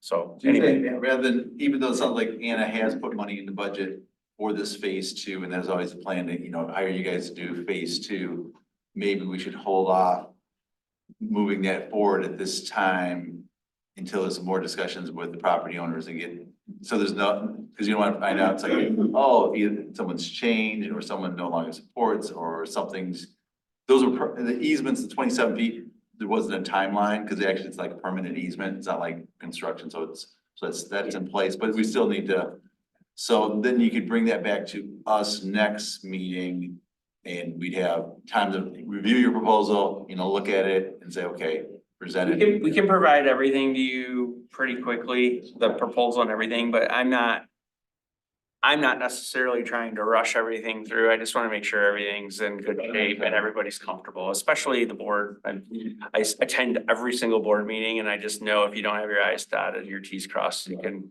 get tabled pretty And I quick. think you on this committee, this is somewhat new, because this is the first time you obviously presented to our committee. I mean, this project's been around for a while, but I think you give it time for our committees, like, okay, get our arms around, oh, so we are involved, because I think TAP actually hired you guys last time, right? Yes.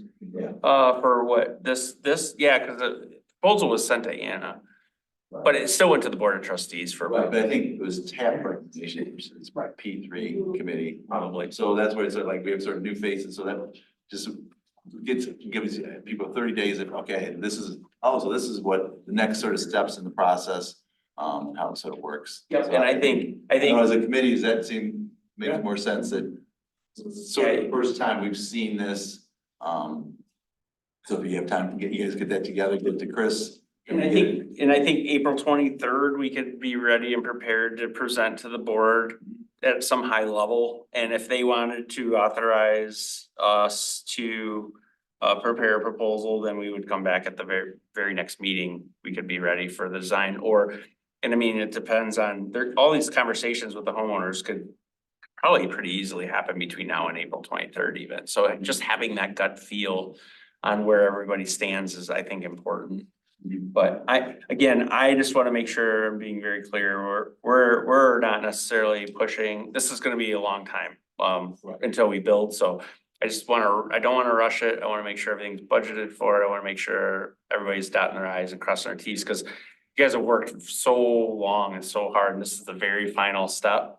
And this is the first time this board has really had to go through one of the phases, you know, even phase 4, I think, was bid and let before a lot of the current board members were in their seats. So there's a previous board that had got to that point, and it was bid, and it's like, okay, you had the money and everything, was like, okay, it's slam dunk, and where this is, it's more complicated, new members in this committee's first time hearing it, so. Correct, yeah, I mean, Will's really the only one that's been around for the majority of it, and Jacqueline was very, very involved in previous phases, and Jane was very, very involved in previous phases, and both of them were a wealth of knowledge with tree preservation and the route, so their efforts were insurmountable, so. Okay. Anything else? We got a lot of stuff to go on. Yeah, and you gotta go. I gotta. So just for the next steps for us, what exactly is the next step for us? Property owners, The property right? owners is the most. Well, I think there's gonna be important discussion with Chris and find out who's gonna be that correspondence, and then they're gonna work on their proposal to go from 30% to construction plans. Yeah, we'll provide that to Chris, I think is appropriate, and I should probably run it by Joyce to make sure she knows it's coming. But as far as it goes, I think if you want to get on the BOT agenda, I think just a memorandum or a recommendation to the BOT would be appropriate to present this. And then, move this thing forward at some point in the future would probably make sense to me, but I'm just thinking. Yeah, makes sense. Why would we want to continue this education with the Board of Trustees? Because I mean, if they could say, they hear your presentation, they say no, then I guess the project's, dead. I hope they wouldn't say that, but I think it makes sense for you to go to that next step and present to them. Do we need a resolution? Budget's adopted when? At what, John? 19th. So I mean, we would be presenting after the budget's adopted, and if the money's in that budget, that's very telling, that they want it to go forward, so. Maybe we would be comfortable recommending that they present to the Board of Trustees this. Yes. Yeah. Okay. I just ask real quick again, the change, if that's the right way to put it, of the easement that we would need to talk to the homeowners about, there's the 27-foot, but there's a certain piece of it, or it's the whole 27-foot that needs to be extended to 30, or what was it again? Just a tiny piece right here. And that's for, We'll have blow-ups for That's the that. driveway, just this one. This one required nothing. We're all set. is that what you call the Damasio property? This is the Yeah. Damasio property. Okay, Yep. I mean, I can talk to him. And if that that's- easement is Yeah. temporary, Temporary. like it would not change the permanent, it would just be a construction easement So for the it's time. goes from 27 feet to 30 feet in a short distance, is that what you're saying? And you said you could get me a picture of it so I could show? Okay, It's a 33-foot road easement. We already obtained 27-foot, so there's 60-foot total. okay. And we can give you a blow up, but personal relationships are by far the best avenue. Okay, well, if you can give me a blow up of that, I can call Joe. Maybe we can route that to Chris. and Okay, get it to you. sure, however that works, fine, sure. Well, Okay, you might be able to answer this. The one thing that did change or might have changed is this piece here. I don't know, is that owned by the road commission, this drainage course, this structure? So this now gets outside your 33-foot easement. Do we need a separate road commission drainage easement for this structure and culvert that we're building? Because if this was obtained as a pathway easement, does that give you the rights to put drainage features in there too? Yeah, that's a good That's question. a very fire drainage guy. Kirk Brochet question. I mean, yeah, because, they may want someone to have it, we maybe have to clarify. Right, road Because if the commission. road commission has to clean out that culvert or do something with that culvert, Exactly. they need to have access to that culvert, so yeah. Crochet works with the road commission, just. So that would be a second Is it small landing? easement to the road commission on the measure of property. okay. But it would be within the permanent pathway easement already, so I would think if they granted the extra 27 feet, they Road would grant. commission would want that it on one top of within. that. Yeah. Yeah, so it would be What layered. I just wanna make sure that I'm gonna talk to him about is everything he Sure. needs to know. Yeah. You give him what, even given what you just said. Yeah. But is it also his property that has to have the, non-access issue? Correct. Okay, We yeah. can, when we give Chris the sketch, we can outline Great. the points we've talked about for Thank you you. to have talking points. That- And again, Perfect. the initial conversation, I think, should be generated by one or two people from the township. And then if they need a follow-up meeting to get a little bit more into the weeds, OHM's happy to attend those. Okay. But any part of his driveway that's touched, disturbed, damaged, it'll be replaced in kind. Same for Stanley. I mean, that was a major part of it. Like, they understand, like, they get a lot of traffic that's not their traffic anyway. And that driveway's pretty beat up, but we would try to narrow it down and make it seem a little bit more like a private business and well lit and make sure it's secure and safe.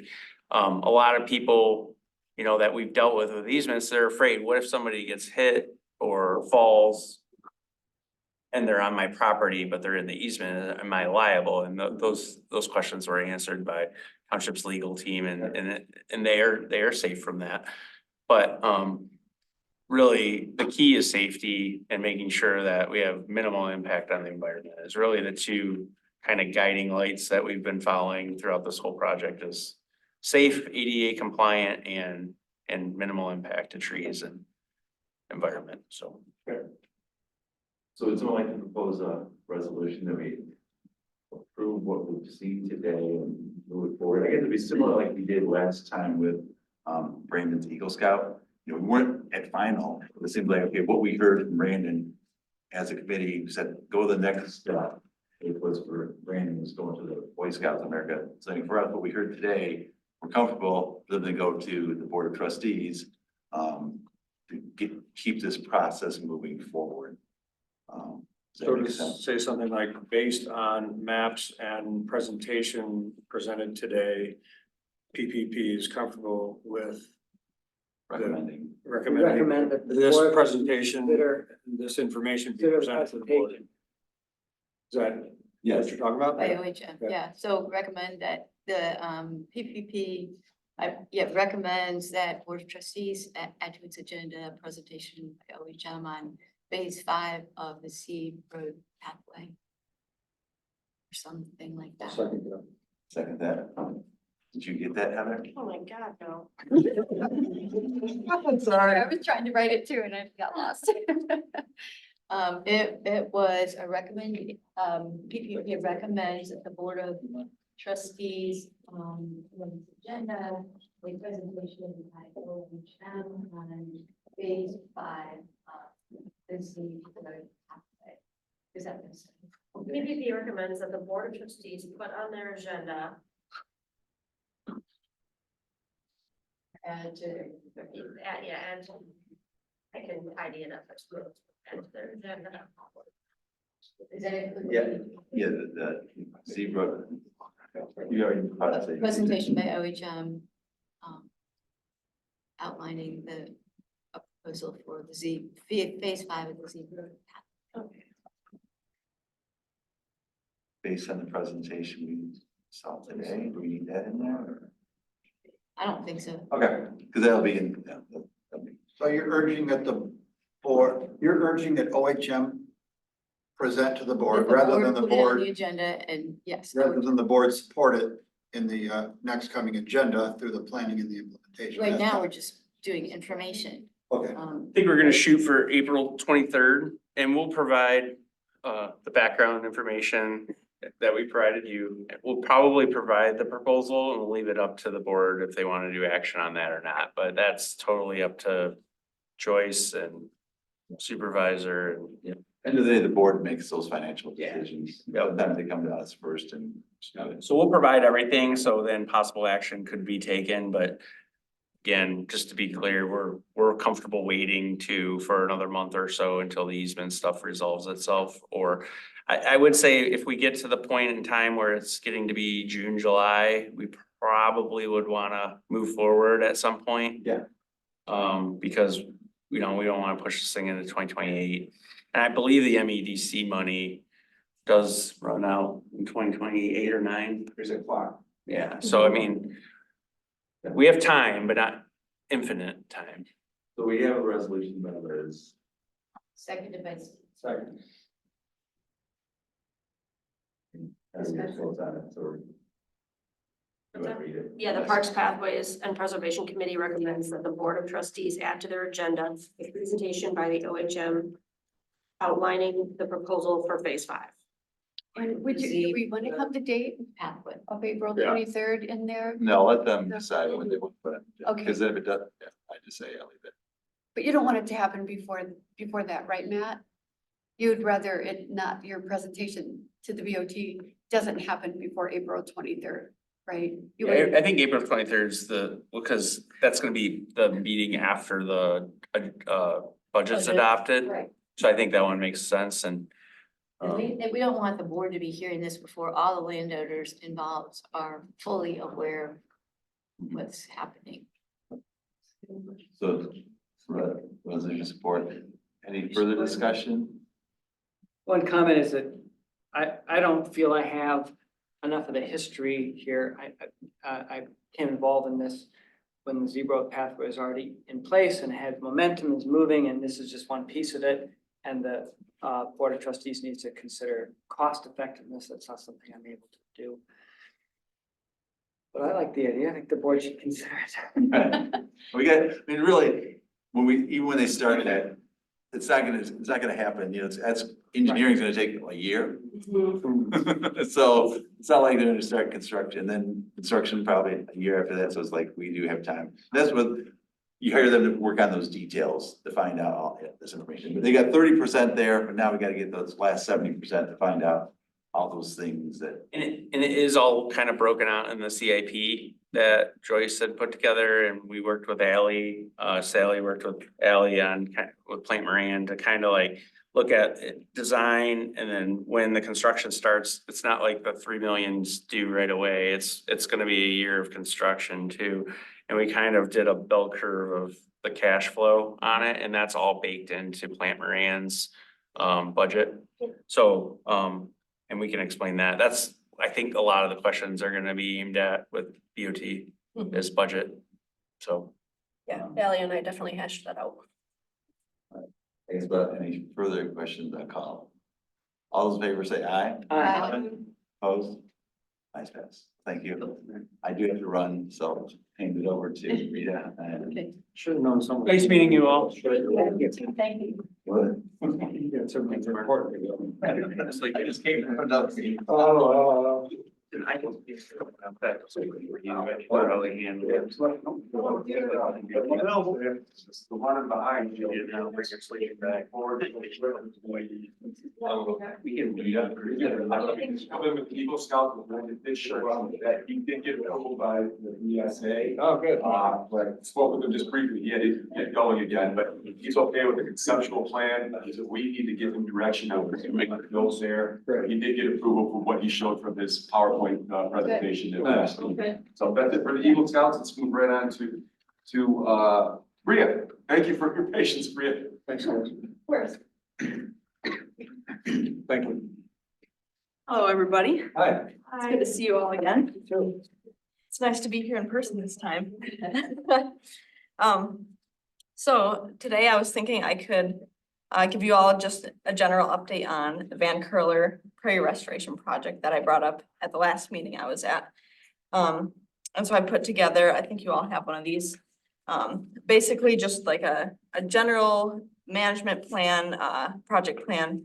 So I'm thinking I could just give you a little bit of an update and feel free to jump in. I'll maybe just kind of work through this a little bit. And then talk about next steps. So yeah, I have this kind of put together. I've kind of outlined the project a little more specifically in here. Which is that 6.5 acre old field in Van Curler Preserve, turning that kind of back into a native prairie ecosystem.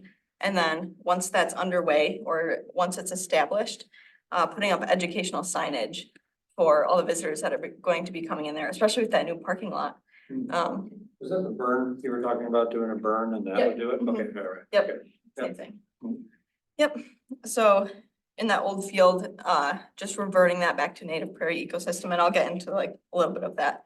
I won't go into too much detail here because I have it all written out, but I'll just kind of go over it briefly. But the benefit of doing this project, in my mind, is that like turning this back into a native prairie ecosystem, it'll create diversity and it will create educational opportunities for visitors. And it will just benefit the park overall. It'll benefit pollinators for one, other wildlife. So with that, I think at the last meeting, I kind of went into a little bit of like the history of Van Curler. But I do have here a little section more specifically. So the entirety of Van Curler Preserve was once Black Oak Barren, and that's for Michigan Natural Features Inventory. And that's essentially like a prairie savanna ecosystem where it's mostly open grasses and flowers, with clumps of trees or individual trees. And for Black Oak Barren, those primary trees would be oaks. So that was actually a large area, and all of Van Curler was once that. And Black Oak Barren actually is ranked S1 in the state, which is critically imperiled. So we have hardly any of them left. And that goes along with additional prairies, other open areas. We've lost a lot of them to farmland, which we can see a lot because, you know, it's easy for settlers to come in. They're like, oh, there's no trees, and they can just plow right over.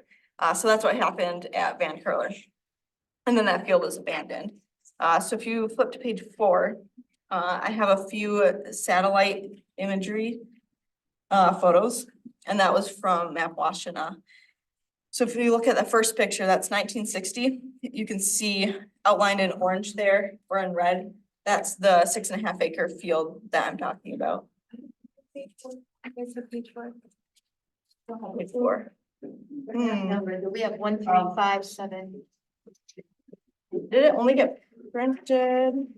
11. It's like odd numbers. It should look Okay. like that. You don't have that page? You have it. Well, I stole it from Chris, but yeah. It just printed one side. Okay, so you might be missing some pages. But yeah, if you want to pass that around maybe, or whatever Hey, you want. folks, could you stop? Chris and I see we've got Kathleen Brandt, Jan Culbertson, and someone else, Matthew. Can you see? Chris and I are trying to share the screen on the Van Curler Preserve. It says that we are screen sharing, but we want to confirm that if someone, Kathleen. This is Jan- Kathleen. I can see it. Okay, thank you.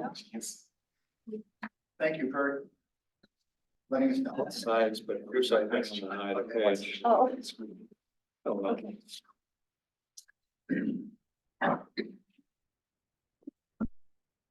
I know I reviewed it online, so. And I have a Yeah. copy.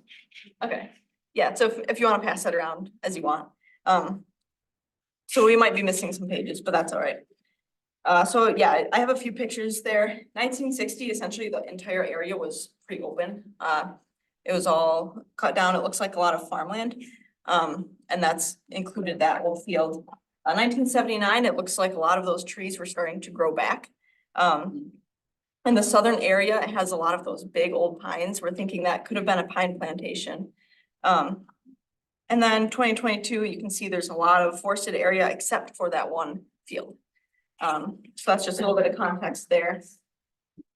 The next page, that's an odd number, that's page 5. Current vegetation. So this is essentially my own observations over the summer working out there. It's pretty open. There's a little bit of invasive autumn olive scattered throughout. There's native Canada goldenrod, but it's essentially the entire field is Canada goldenrod. And that's a native plant, but it can overtake other native plants if it's not managed. And so, let's see, there's a few patches of native plants in there.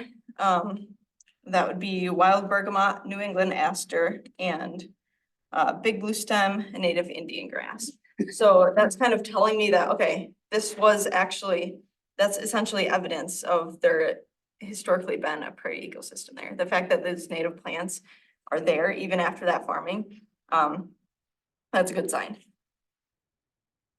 And then essentially my vision for the prairie restoration, as far as ecological condition goes, we would want like an area that's reminiscent of historical oak barren ecosystems. So in the open area of that field, we would hopefully want there to be a very small amount of invasive plants, hopefully none. The ground vegetation would be grass, a mix of grasses and flowers, all native, ones that were historically found in that area. And then as far as the surrounding area goes, the northern side, the parking lot side, there's a lot of buckthorn in there.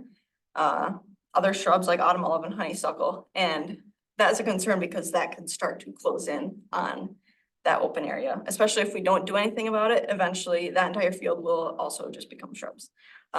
So I'm hoping to lean it towards the other direction, making something beautiful, you know, people can enjoy and also be good for wildlife. And so then I have a little section here, species of concern. These are essentially species that are endangered, threatened, or special concern that are found in the area, that we would want to keep in mind when we're doing management. So like one example would be at Fort Custer Recreation Area. When I was working with the DNR, there were box turtles in there, eastern box turtles. And they live in kind of like the prairie ecosystem. It was actually a pretty large prairie. And a prescribed burn was conducted in there during the turtle nesting season. And so they actually ended up killing more turtles than they would hope to. So that's kind of an example. We want to know kind of what's there. And that will come with, like monitoring and surveys, so we know what's there and we can kind of be aware of that and monitor that. And so with this prairie restoration, this field, there are a few like threats and ecological stressors. And this is common for a lot of our prairie ecosystems, even like in the metro parks where I'm working now with the DNR state parks. It's pretty similar across the board with our prairie ecosystems. And so one of the big ones is fire suppression. In historical prairies, oak barrens, these open areas, they were maintained mainly by fire. Those fires were set by lightning and Native Americans. And that fire essentially was low intensity fire. It just kind of swept through the area. It knocked back shrubs. It stimulated those native grasses and flowers to regrow, prepared the seed bed. And so that essentially kept those open areas open and healthy. And what we're seeing in a lot of our prairies is that they've overgrown with shrubs or trees. They used to be prairie, but we haven't had fire. And in other areas, they might have been farmed. So that's one of the big things is fire suppression. And that's where prescribed burns would come in, is reintegrating that fire to hopefully get those native plants to come back up, because there could be native plant seed in there, even though it was farmed.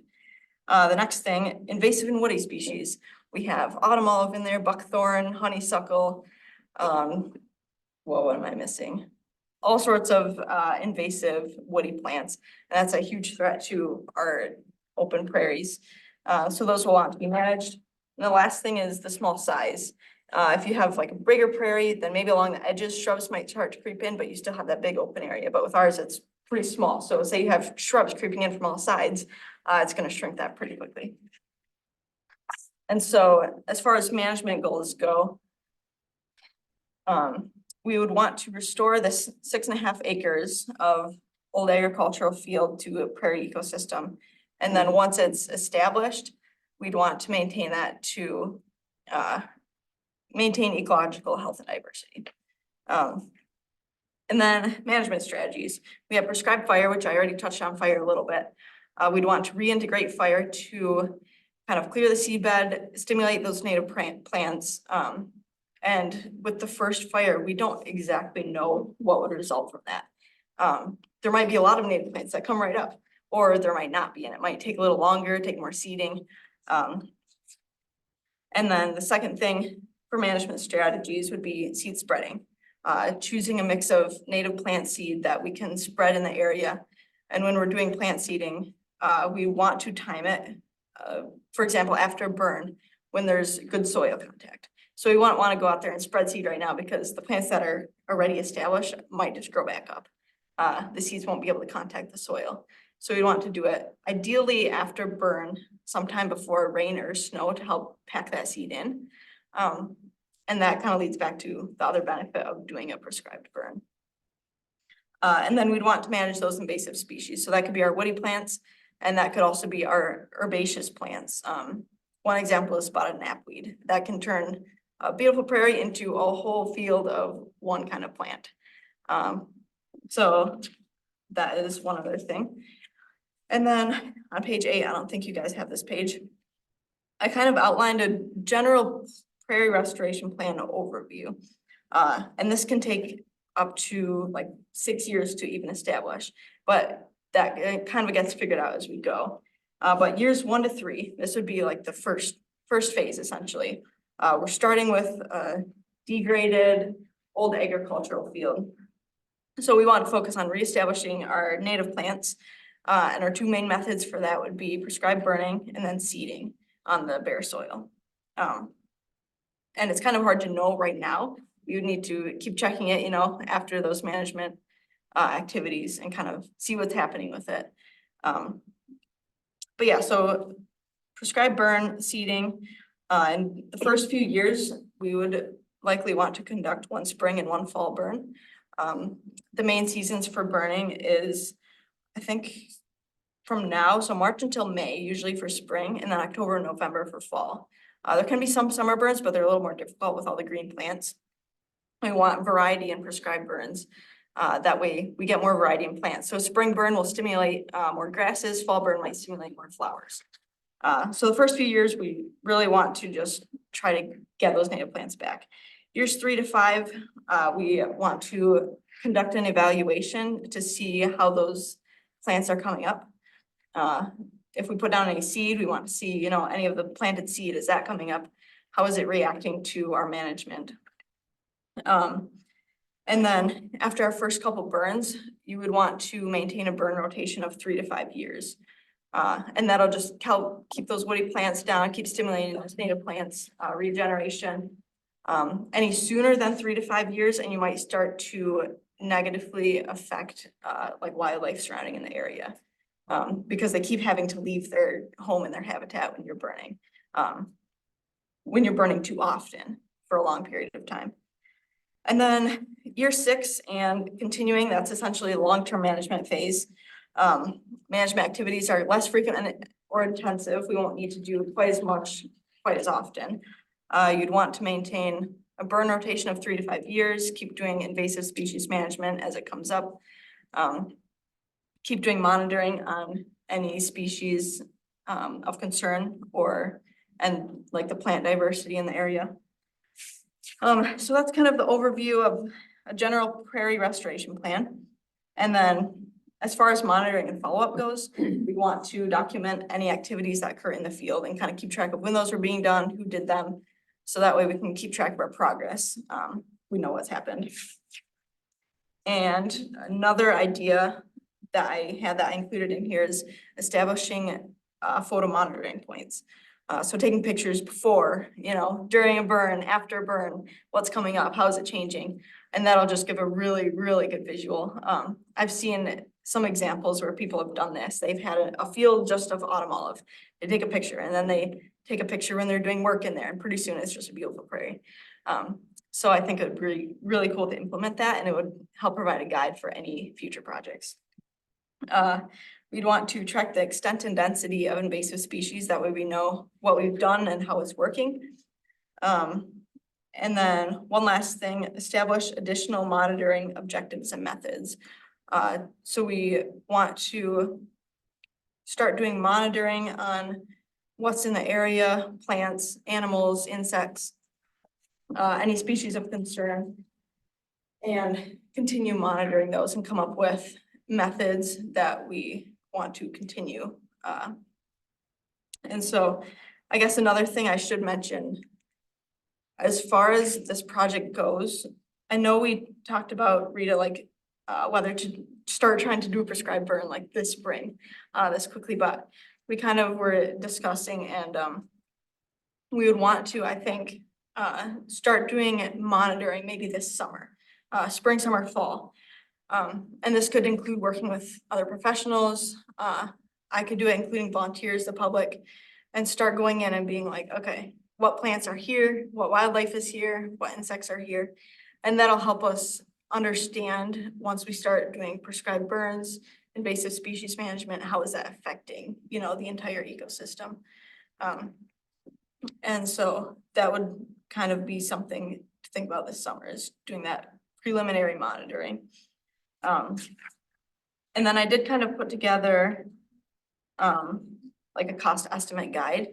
I didn't quite get a chance to come up with the exact cost estimates, but I did put a list together of seed providers, prescribed burn contractors, and other contractors for additional survey and management work.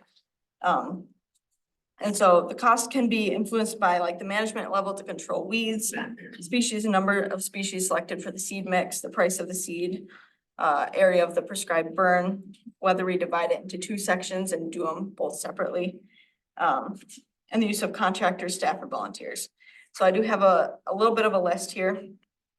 A few seed providers, a couple in the area in Michigan, and then one from Minnesota that was brought up at the Stewardship Network Conference, which I attended recently. That is, I've heard, also a good source. And then a couple prescribed burn contractors, both out of Ann Arbor, Dave Bornman and PlantWise. I'm actually on Dave Bornman's burn crew. I've done prescribed burns with him, really good. They're both awesome to work with. And then a few of these contractors can also do other like survey and consultation work. Michigan Wildflower Farm can do like an initial on-site consultation, plan development, site inventory, seed installation, and site management. Wild Type can do a site assessment, which includes a variety of different things. invasive species management, and native plant installation.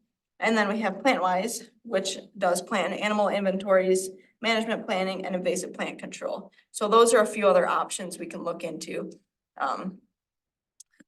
Other contractors, other professionals, even if it's just a consultation, you know, to get other ideas and professional input.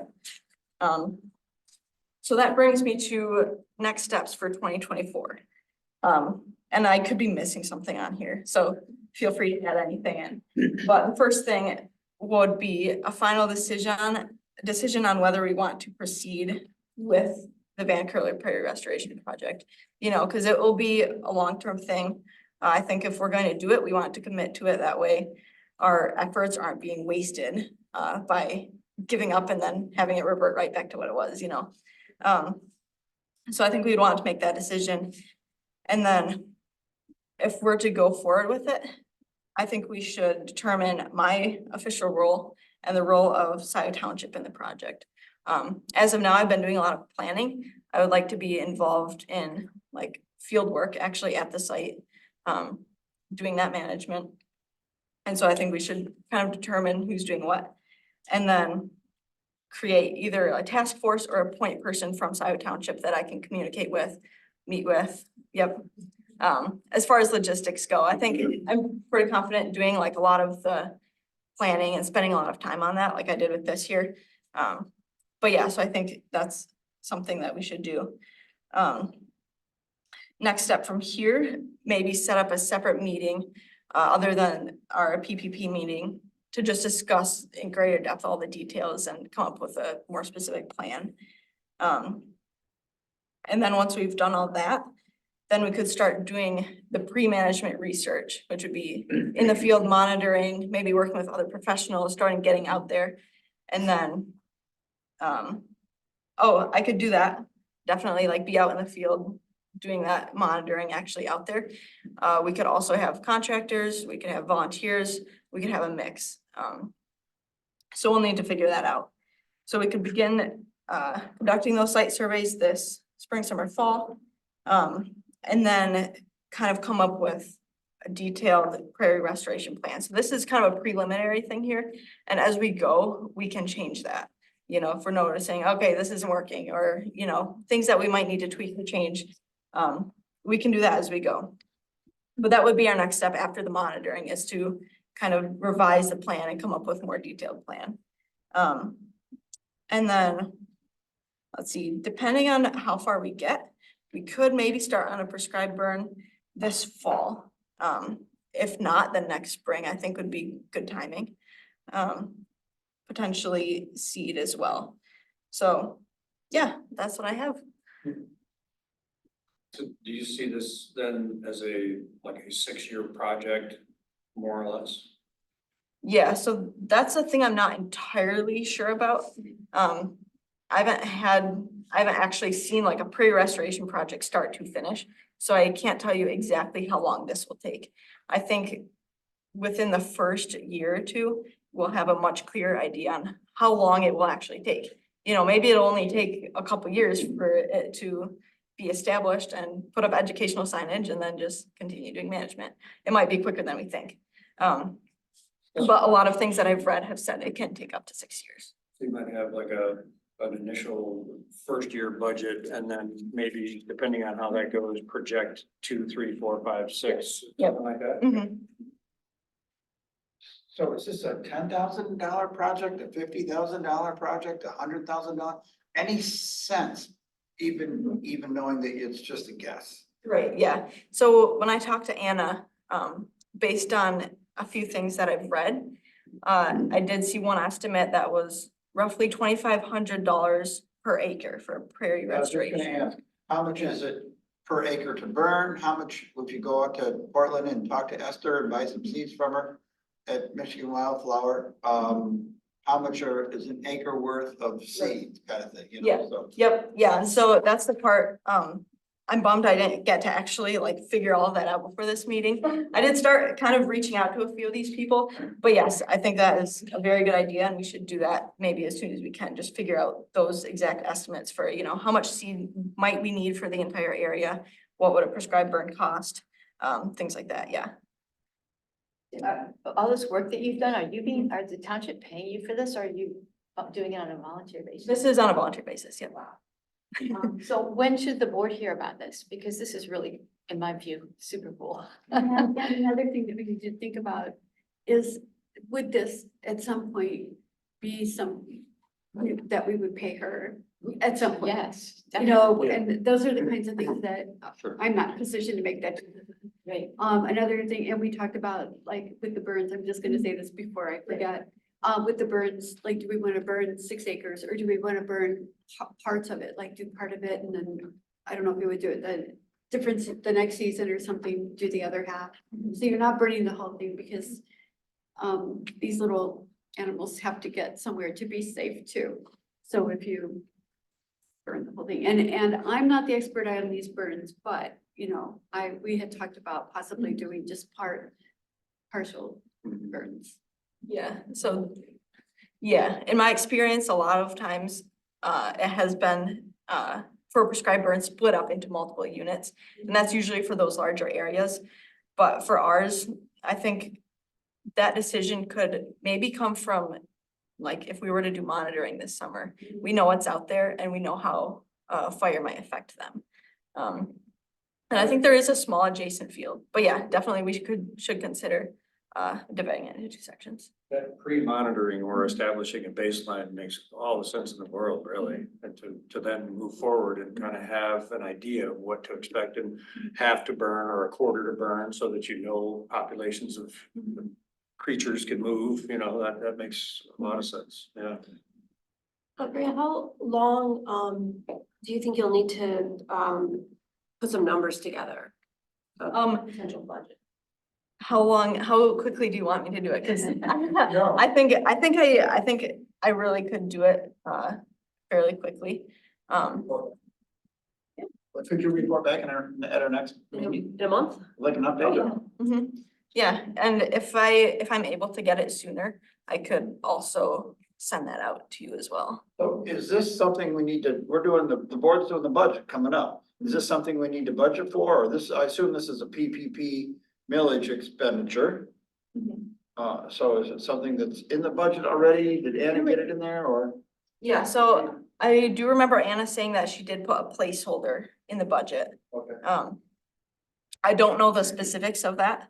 She did also mention that some of this money, if we were to get started on it, you know, like the summer, fall, or spring, some of that money could potentially come out of a contractor budget or the budget for each park. If we're doing work in Van Curler, some of that money could come from the Van Curler budget. So I don't know all the details of that, but yes, if we're able to budget for it, then I think we should work. For us before we meet with you next, to figure that out. Would there either now or in the future be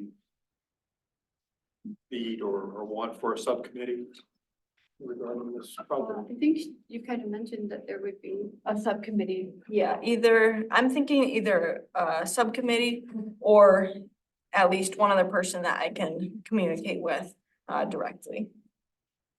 You mean that works for the township, like Chris, until Anna's rehired, or someone on this committee? It's on the committee. Either way, I think, or both, yep. Yeah. Yeah, I think both. Mhm. I think Chris should be involved. There should be someone Yeah. employed by the township who Yes, oversees this absolutely. kind of Mhm. project. Yeah. If only for continuity. But if we wanted to make sure Bria is paid, would that come out of this, whatever the placeholder number is? Can we work with that? Because this is a heck of a lot of work she's already put in. Oh, I know. And I think that would definitely have to be included in Oh, yeah. what we're gonna pull from the budget, whether that be from Van Curler or And- yeah, I mean, we're paying her for expertise that we don't have. And so I'd like to make sure we do that Right. very well. And I think someone, I don't know if Chris can do it, just check and see what Anna did put in there for this, because I feel like she might have. Yeah, I do remember she did say. Was like, was that the park out here? Yeah, I think out here was. Okay, well, I don't know what Van Curler was then. Yeah. But yeah, I do remember she did say she put in a placeholder. But yeah, I don't know the details of that. Someone would need to check in on that. we include that in our next. So John, when would it be appropriate? Do we have to do a little bit more advanced work before the board sees any of this? We have to get specific figures and all. Yeah, I'm looking at, Joyce sent out the budget, I'd have to kind of. Let me follow up with Joyce and Chris and then get back on how we make it a line item or include. Okay. And if you could come up with what you expect, just any, something that can give us a ballpark figure of what these costs Yeah. could look like. Well, and then I guess the negotiation or the discussion about not just the budget for the project, but how much she should earn for this as well, yeah. So throw in your idea of what that would mean. Generous, a generous. Right. Yeah, gotta have some numbers to work with too there, so. And that would be at the meeting or the next Parks meeting. I think we have to have numbers, don't we? Yeah. We have to have some numbers Yeah. to look at before we go to the board. Yeah. I would say. Yeah, I honestly think, I honestly do think I could get numbers in the next couple weeks. As far as like this list that I have, a lot of these have numbers that we can call up. I know the prescribed burn contractors are really busy right now. They've been burning like every single chance they get. We actually just had, Plantwise come do some burns at Oakwoods Metro Park. That was this Monday, actually. So they've been really busy. So it's kind of been slow trying to get a hold of them. But with your thoughts of burning probably in the fall, or are they busy all the way through the fall, basically? Well, they're busy in the spring, it kind of drops down in the summer, then they get busy again in the fall. So I don't know exactly how their system works. But I know that they do they'll do it commercially, they'll do it for private property owners as well. They usually just want the person to reach out to them and then they can figure it out. So that's what I would be doing, is reaching out to them, figuring out, okay, what's availability, how much would it cost, things like that. And if we did it in the fall, could we do it? I'm just thinking because this is the year we want to monitor things. I'm not really sure if we want to do a burn in the fall this year. But can we do it like, I don't know how late, I think we've talked about this a little bit. I'm not sure how late in the fall they go. Yeah, so when I was burning with Dave Boardman this fall, I believe we ended the season around like mid to end of November. And that depends on the weather a lot. I could honestly even burn later or it might end earlier. But that is a good point. If we wanted to hold off and just burn in the spring, I don't know, would that be a new budget if you were to burn in the spring, like March to May of next year? Will be the next fiscal year. Okay, yeah. Well, Still be under this. Depending. Okay. They're burning in if February. you did it in March, it would be Okay, yeah, the fiscal year. yeah. Yeah, we could do it, we can burn it everywhere. I just think too, before the salamanders, well, I don't know how many in this prairie that we're gonna see a lot of salamanders, Yeah, but some of the wildlife, that's why it's good to see what's out there. yeah, for sure. So we've got tree fund yet and we've got DDA yet. We gotta go. After 6, so can we, I Okay, know I don't want to be the rude guy. I want to thank her for her work, but I know we've got people online that want to do another presentation. So maybe I can let the BOT, that this is going to be coming down the pike. When okay, it's ready, which is not yet, but Bria's going to do a little bit more work and maybe see what this might cost, contracted or volunteered or and about that and come back at our next meeting. Would that be okay? yeah, Okay, Perfect. thanks. Yeah, all thank right. you. Very good. Okay, thanks, Bria. Thank Thank you. you. Okay.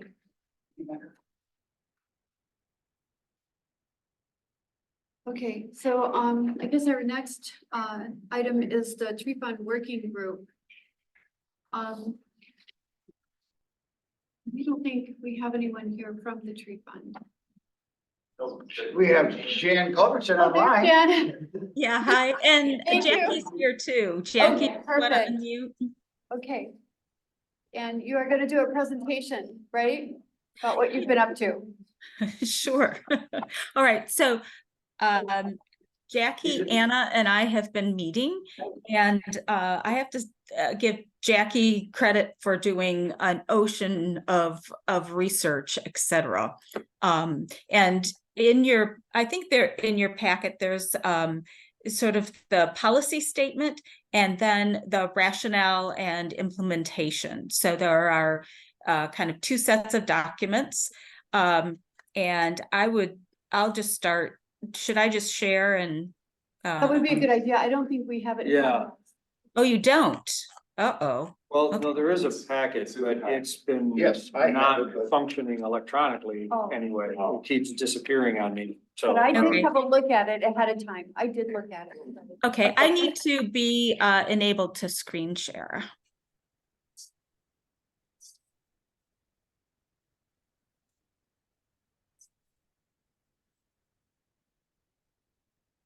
Yeah, I had a look at the whole. Right here. If you need it. I don't care what it is. It's an attachment to the agenda. Right now, Jan, if Get that it on your was- phone or something. Yep, thank you. Okay, the tree fund policy statement, this would be the proposed policy that would go to the Board of Trustees for their approval. It has not been vetted by the township attorney yet. The goal was to present it to PPP because the tree fund belongs to you, and thus how that it gets used in the structure for developing, implementing the policy, we're suggesting should rest with you as well. So we'll start with that and then move to the second document, that is the rationale, and it goes through the research and how we arrived at the priorities for this, and then a suggestion for maybe the first implementation project. Does that make sense? And can you see what I'm sharing? Pretty well, yeah. Okay, great. All right, so first of all, the purpose is pretty straightforward. It's to guide planning, planting, and maintenance of the trees funded in whole or in part by the tree fund, because you'll see that we're also encouraging this group to look for matching funds, et cetera, other funding to do tree planting. And then it quotes the ordinance that created this fund, and then goes into goals. And we want to be really clear that the primary goal of this fund is to plant trees using to replace mature woodlands lost in the course of development, and to offer ecosystem services, and that is a real term, to Scio citizens, including but not limited to this list of benefits. And these benefits are all documented in the rationale with research links. So what's important, and this also goes back to like our actual tree policy, which has the mitigation in it. It's important, based on some of the Cat and Township litigation, to really document in your documents, that's repetitive, the benefits of trees. So we list here all of these benefits, and then in the rationale and implementation, the supporting research for this. We also have a statement about the whole idea of fair and equitable access to mature woodlands should also be considered in this. So this gets to, the pros plan and tracking the distance from our residents to access to parks and woodlands. And then just the authority, this was all patterned after a PPP earlier policy that went to, that was adopted by the Board of Trustees. It applies to everyone, all elected officials, appointed officials, et cetera. And this is where it gets into how is this going to work? So what we're proposing is a tree fund working group that would be chaired by the PPP director. And this working group would be charged with coming up with an annual plan and budget and so forth for using these funds, and also if there are some contracted services, et cetera, oversee those. If there is an RFP for someone who's going to be doing the reforestation or providing trees that are granted or street trees planted or whatever, the idea would be that this group would kind of coordinate all that, obviously based on DOT approval for money expended, et cetera. And so what we're proposing is it would include the PPP director as the chair, project manager, because obviously there are projects that roll out of this, a PPP member, a PC member, an LPC member, and a forestry ecology consultant. Now that consultant is important because you'll see we're really trying to focus this on planting native trees and reforestation and so forth. So there is some very specific skills involved. And then other funding sources that, again, I forgot to change this. We changed the wording, and I'm going to just, okay, stop. Change that so it aligns with the tree fund working group. All right. So then again, the primary intent of this is to plant native trees to mitigate the loss of trees due to development. And then the proposal is 80% of the tree fund shall be dedicated to reforestation, the management of that reforestation, and to expand the diverse native tree canopy in Scio Township. So we're really focusing on, and you'll see why we did this, because this maximizes the benefit of the tree planting. You get more benefits by extending the tree canopy, and Jackie can talk to this a little bit more. 10% of the tree fund should be dedicated to maintenance and management of trees on township-owned properties. That might be prescribed burns, removal of invasives, et cetera. Some of tree protection, replacement of trees, something like that. 10% of the tree fund should be dedicated to other priorities for planting trees. And you'll see in this matrix that we came up with, it might include planting trees in residential areas that might have a lower percentage of tree canopy than other neighborhoods. And this could be in dedicated open space and so forth. The important thing here is that these trees planted on any private property should be subject to a maintenance agreement with the ownership entity. So there's if the township is planting those trees, there needs to be an agreement with the property owners to maintain those trees. And the whole idea is trees planted from this fund should be done so with a qualified contractor, and that we're not giving trees away for people to, dig a small hole and see if they survive. Another priority would be to enhance the landscape along roads, pathways, properties that may not be. They could be private, they could be public. And then tree grants to Scio residents. So these would be trees that would be planted on a private property, and again, subject to a maintenance agreement.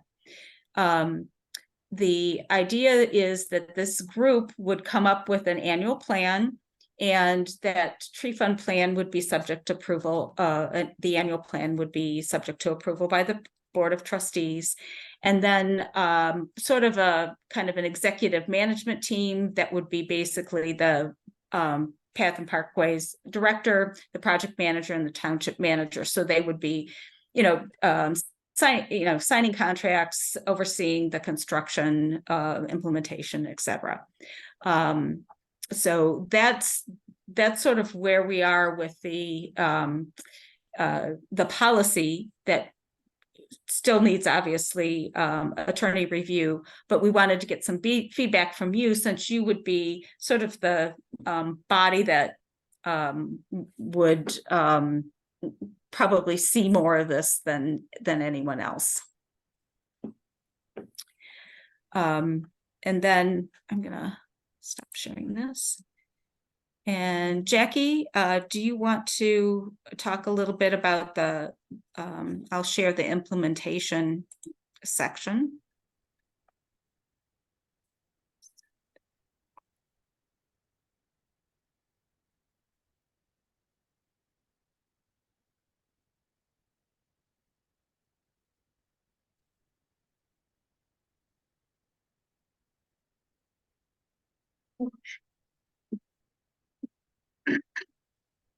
Is she there? Can you unmute, Jackie?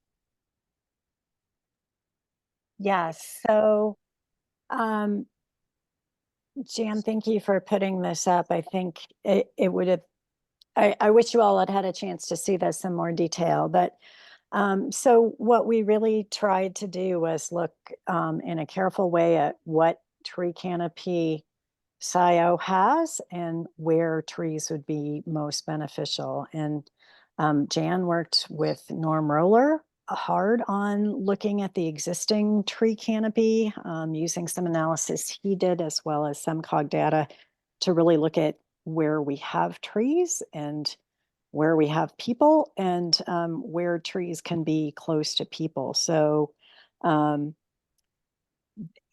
there are some excellent online tools for assessing the ecosystem benefits of trees. And so the map here came from an analysis Jan did on iTree is the name of the tool. And you can see that the brown and yellow areas the yellow in specific is the agricultural areas. And if you look at this map, you can see in general, the southwest quadrant of Scio is where we have the fewest trees overall. A lot of that due to agriculture rather than residential, although the residential buildings you can see in red there. And so we do have a big residential area right there in the southwest. And so it made a lot of sense to us to think about tree planting on Scio properties near there. And that actually gets you right to West Scio Preserve. I will say that we did spend a lot of time looking at environmental justice kinds of issues, the cutoff of tree canopy that's considered to be a fair amount of tree coverage to provide the benefits that trees provide to urban areas is 30%. And depending on whether we used the iTree analysis or the SumCog, there are very few residential areas of Scio that have lower than 30% tree canopy. And those are very localized, just particular developments. So again, targeting this area close to a high density population, but within a Scio preserve does make sense to provide access to a good number of residents. And also planting in West Scio preserve would provide benefits in terms of a better buffer zone for the heron rookery that's located there. So I think, Jan, maybe if you want to skip ahead, I'll just briefly show you. So we spent a lot of time trying to look at the various kinds of benefits that trees can provide, including carbon storage, helping with stormwater issues such as flood reduction, improving water quality and aquifer recharge, soil quality and erosion control, biodiversity and wildlife habitat, weather amelioration, so localized air temperature reductions or wind reductions or sunlight reductions. And similarly, near buildings, they can help with building energy conservation. There's noise and visual buffering that trees can offer. And then finally, real benefits to physical and mental health, as well as aesthetic and spiritual. So we put together a matrix that really considered those benefits and priorities in detail and with links to all kinds of research. And I know you probably can't see really clearly the words on this, but what we did is look at different places where you might want to plant trees, reforest in a preserve, plant along parks and recreational pathways, look at residential neighborhoods, or just do landscaping and street trees. And um, it's hard to find really quantitative data in some cases for some of these, but qualitatively, we compiled the research best we could to come up with these ratings of sort of high, low to medium, or low value for these different benefits. So carbon storage is highest in a place where you are basically reforesting, because you tend to have larger tree species and growing in a setting where they get to a larger size. So they're holding more carbon. Landscaping, individual residential neighborhoods, obviously any individual tree is going to store some carbon, but often what happens in landscaping is that you're selecting for smaller tree species, keeping them at a smaller size so they're not a threat to buildings or sidewalks or anything. And so they tend to not store as much carbon. And similarly, we went through the whole set of benefits and tried to consider how much benefit there is in the different settings. And so using this matrix overall, it seems clear that trees, reforesting and natural preserve are going to provide the highest total benefits. However, this is the decision matrix, and at any point, the tree working group could look at other priorities and decide that, well, in certain cases, these are higher. So, for instance, if 5 years down the road, we're experiencing a lot of flooding, the tree working group might want to look at areas that are being flooded, see if there are possibilities to plant trees in those areas as an extra form of floodwater protection and stormwater buffering. And similarly, there might be in the future denser developments where the tree canopy is low, and some targeted tree planting in those neighborhoods might make sense. Of course, most of that should be done as part of their ordinances by developers of any high or density development. So the tree fund shouldn't be responsible for that tree planting, but if it should emerge that neighborhoods needed it. So again, that's, really we were trying to look at that as a decision matrix, and we concluded that the highest priority right now, we think, is using the bulk of the money for reforestation of West Scio. There's a lot more in here to justify that, to explain the rationale, to present the analyses, and explaining how this iTools analysis shows the actual dollar value of these different kinds of tree canopy benefits, all of which, in general, are going to be larger when you have a larger stand of trees doing more of these benefits. So combining that analysis with the work that's already been done on the ground at West Scio Preserve to assess the wildlife, to assess the habitats, to look at the past land use in the areas that are currently agricultural fields, we thought an initial project recommendation would be to reforest an old agricultural field section in West Scio Preserve. And again, this has the added benefits of being close to a densely populated area where people could have access to those trees, and then furthermore, providing an extra woodland buffer for the heron rookery. So Jan, I think we can probably just stop there, and I'll just say we put together some materials for an initial proposed project that, outlines for how that could be done, tree planting lists. We put together additional tree planting lists recommended for landscaping or planting in parks and preserves. The emphasis in general is on native species that will be well adapted to our climate and will grow with minimal inputs. And I think I'll just stop there. Yeah, thanks, Jackie. So yeah, really what we're after is one, from a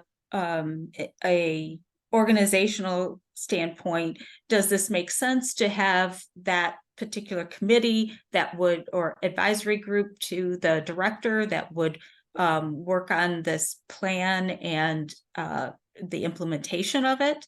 And does this, does this priority sort of make sense to this group, and does it make sense to move it through the township attorney, etc.? I'm a hard yes on that. I have a question though. Does this mean that private residents, will it be harder for them to purchase trees through the township? I mean, is it possible that they can do that? If they, maybe if they live in one of these new neighborhoods where all the trees are stripped out. Right. Can they purchase trees, or is this gonna be too hard for them? The thought would be actually making it very easy for them, in that there would be this is what I'm thinking. Obviously, the committee, the working group may do it differently, but the thought would be is to have an RFP where you're working with specific nurseries that would then people would say, we want a grant for a tree. We'd like something like that, and then the contractor, the nursery, would work with them on making sure the appropriate tree was selected. They would plant it, and there'd be a maintenance agreement. So trying not to make it too hard, but yes, we want to participate in this program. Now, it would only be in that 10% of the total funds, so it's not a large part of, it's a pretty large part of the funds, but it because of reforestation. What were we thinking, Jackie, that that 7 acres might be $150,000 or something to reforest? Right, it's thousands of trees per acre if you really look at, a typical planting density. And we were thinking of reducing the density somewhat by planting in a patchy way that would allow continued habitat for grassland birds, first of all, but also a patchy planting plan would potentially reduce or make the forest patches more resilient in the face of future issues like oak wilt. Keeping patches of trees separate would be natural barriers to the transmission by roots of oak wilt.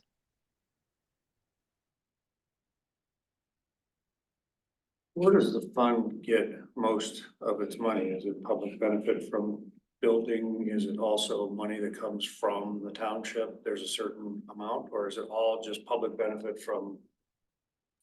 It's not public benefit, it's mitigation. So these are when a site plan comes to the planning commission, there's an assessment done of tree removal, and there is a mitigation required for that tree removal. And if they cannot plant all those trees on their site, then they pay into this tree fund. So IHA was a big one. And there have been several large where there have been lots of trees and large trees removed. And so that's the other thing that we are thinking about, and why we recommended this group also pursue other funding, because as we do a better job of not taking down trees in our developments, there won't be as much fun. This fund will diminish. It's built up over multiple years now. And so the idea would be, if we want to really stretch these funds, is to apply for some matching funds to do, especially the reforestation work. The consultant that you're suggesting, or is part of the committee, that would be a paid position, that consultant, or would that be a volunteer position? I would imagine it would be a paid consultancy unless we had a qualified volunteer. Or the other thing would be, you know, as you're looking for a new PPP director, is there someone who might have that kind of qualification? That would be another option. How about Jackie? She's muted. So just curious, you had the 80-10-10 strategy, and in the 80, you had management, and in one of the 10s, you also had management. Are those two different types of management that you're talking about? Yeah, Jackie, do you want to kind of take on that a little bit? So the 80 is specifically the reforestation, and the management in that context would be management of that project, you know, prescribed burns if needed, invasive species removal, sort of that ongoing management. The 10% separate from that, we were thinking of as more broadly tree management throughout the parks and preserves in Scio. And then within the other 10%, that's where management of any landscape planted trees would come from. So it would be the tree planting and management would be in that category as well. Good, thanks.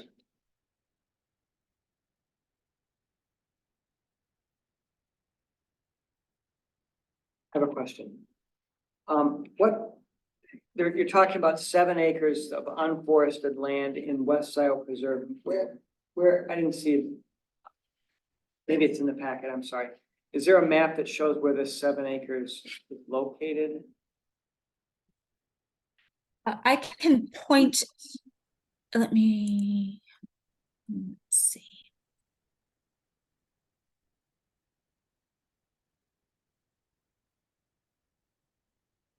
It's not a general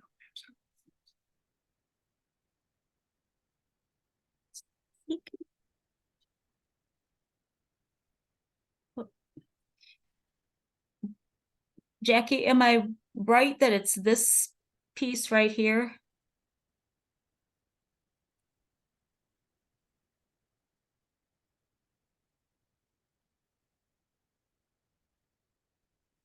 Right here, it's point something. right in there. And here's the other one. I don't know if you can see this or not. Yeah. But this is a part that was Anna had researched, I guess. And it was recommended for reforestation. That rectangle off to the far right there? Okay. Yeah. So the idea is that it's close to population, it's extra protection for the herons, and it's logistically practical because it's right there near Moosoff Lane. Oh, it's by Steinbeck and Park, is that right? Stables. Oh, Stabler. I think it's this section. Is it this section right here, Jackie? It might be the next one over. I'm having a hard time This one? parsing below that blue triangle. It's one or the other of those. I think we show it in more detail on one of the other maps. It's where Jan had, I think it is where her cursor is. Jan, I think you're correct. I remember Anna telling me that's where those mitigation trees were gonna be planted, is right where you have your cursor. So that's right on, isn't that right on Stabler? Yeah, it's Park and Stabler. Park and Stabler, that's what you were talking about, So I thought it was this, right? I thought it was Earlier closer to before the that. heron nests. Yeah, that's a long way from here. Yeah, you sure it's not this one over on the left side? Is it West Scio Preserve reachable off of Jackson Road? It is, down Dino Dino. Drive. Yeah. So So it's, I that's think you where the go, heron- I think you go Jackson to Dino to West Scio Preserve. Yeah, this is the west. This is the So trail. yes, that is an access to the trails, but to get to the old fields where the reforestation would happen, it's a much shorter path to come Stabler and then over to Moosoff. So access for any contractors doing work such as prescribed burns or invasive species removal or site preparation or tree planting itself would be from the south to those fields. This is the site that's indicated on here as being a prime location for reforestation that's closest to hearing this, That so makes sense. maybe that one. I see it. Those guys did it, I don't. I see it.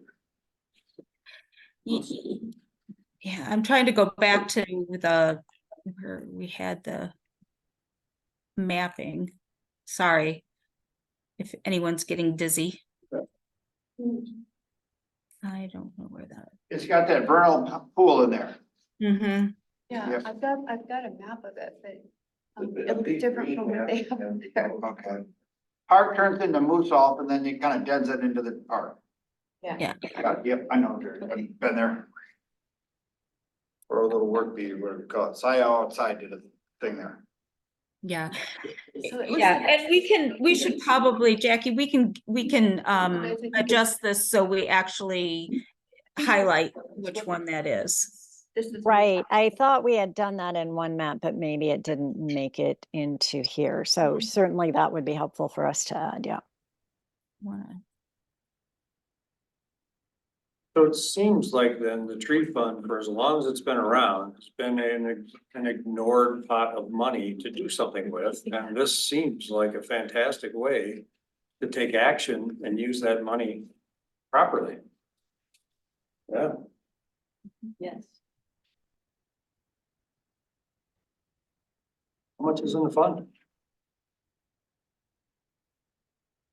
Do you all get reported what is in the fund?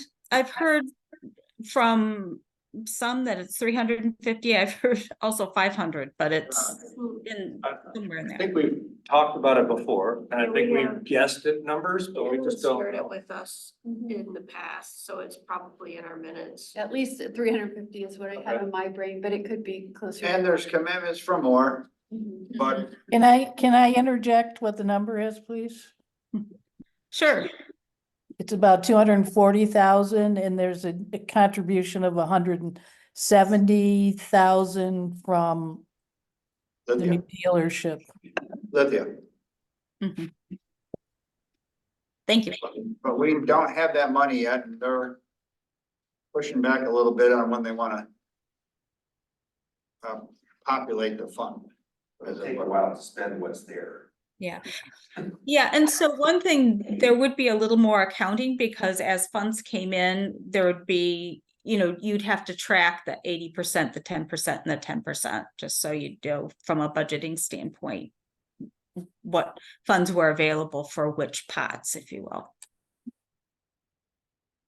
I guess then just curious of the administration of the money going in and out. Is that the township treasurer or somebody that writes checks for these kinds of things?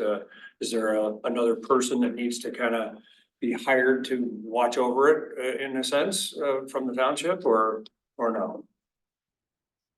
We've got finance staff who look at all funds, so Oh, okay. I don't think you need to hire someone new just to do this fund. It's just another management line item, more or less. Okay.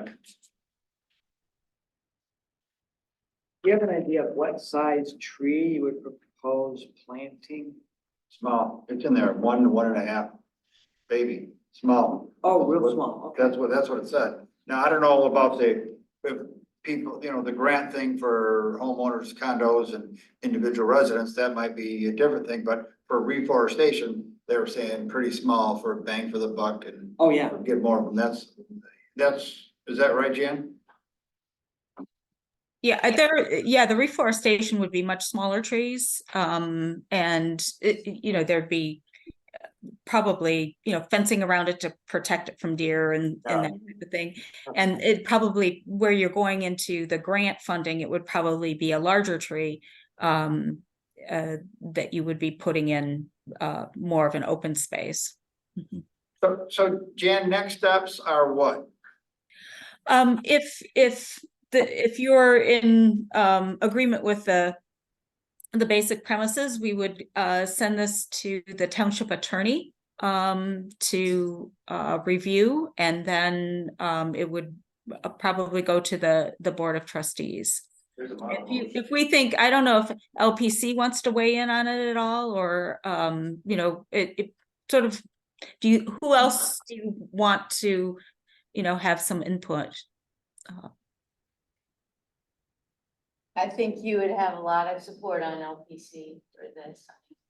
Yeah, I mean, the only thing I ask, is it 80-10-10, or is it 75-10-15, or 75-5-20, or something like that? But I can see, I would support something of the numbers of this size while being flexible on the actual percentages. That would be my take.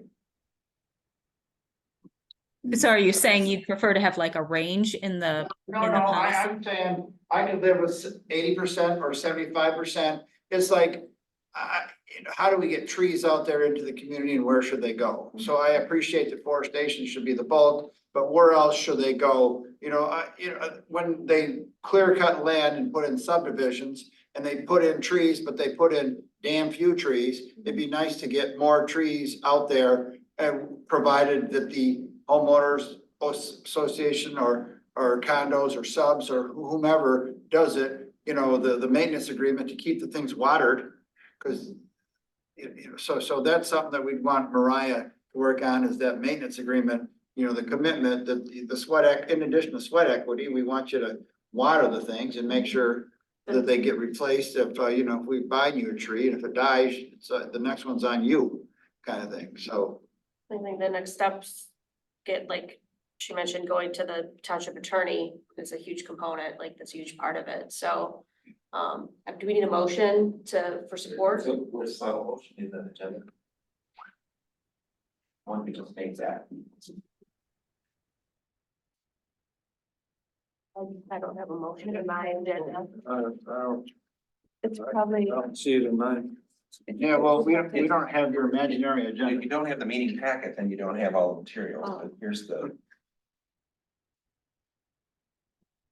Oh, yeah, that. To recommend the attached tree fund proposal to the Board of Trustees, subject to review by the township manager and township attorney. Model motion.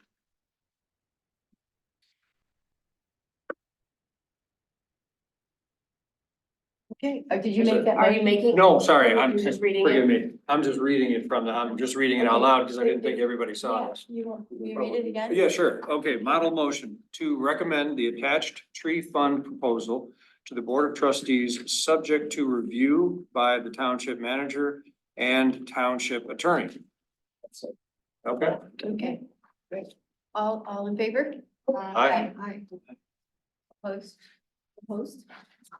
No, I don't oppose it, but the exact percentages are to be determined for me. I could live with the 75 and 80, something to that, but I appreciate the majority going for reforestation. Sure. Okay.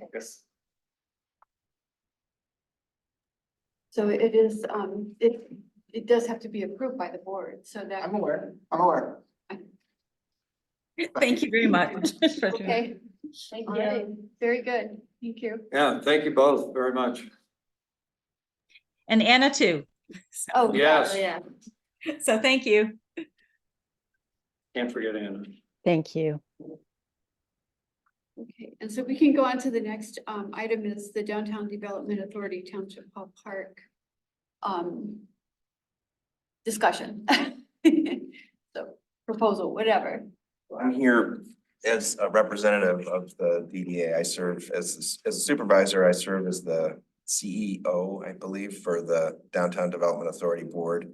And Chris Cheng was president, took notes, so we can answer questions, but I realize this meeting has already been going on for quite a while. So what I was going to suggest is that I just summarize quickly sort of what the status is in terms of the DDA, and then suggest a possible next step that this group might take. Just to provide a little bit of background, the DDA collects revenue from properties located within the DDA district. And then it can turn around and reinvest those funds within the DDA district. This area where the Township Hall Park is located is inside the DDA district. So, and one of the long-term goals, it's in their plan of the DDA, is to invest in Township Hall parks. So this is a legitimate sort of project for the DDA, and the DDA at its meeting last Monday. Well, first of all, the DDA had put in its budget for this fiscal year up to, I'm gonna put in $250,000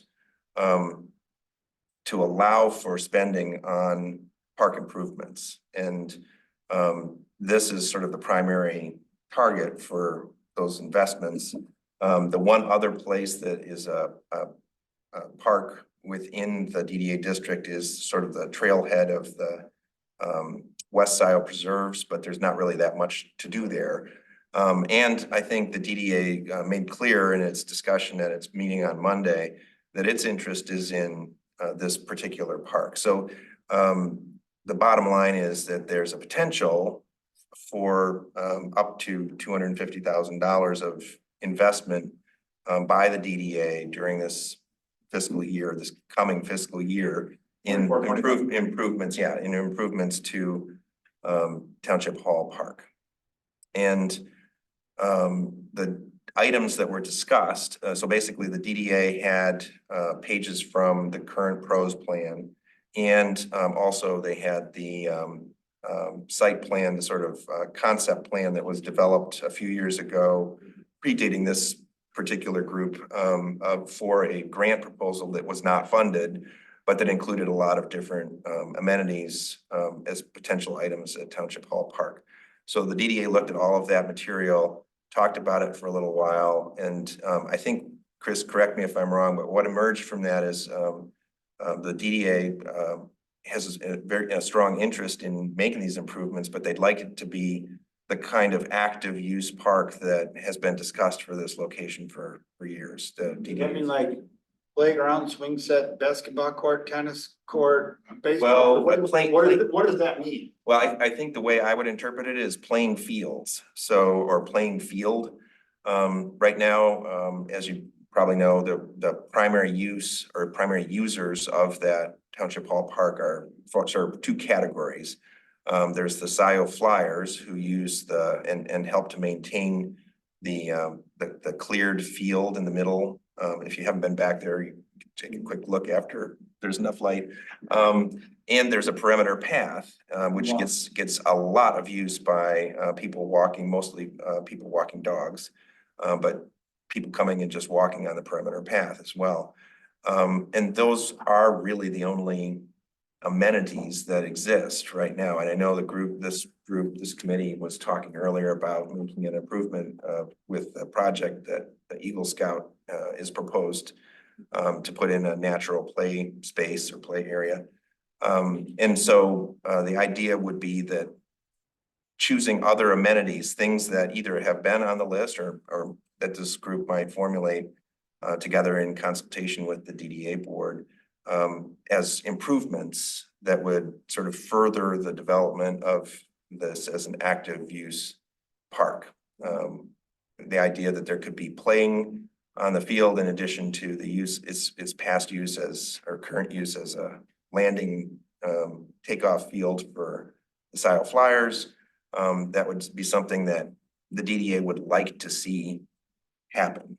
The other things that were talked about, there, as you may know, there's 2 unfinished public restrooms that were part of the construction of the addition to this building.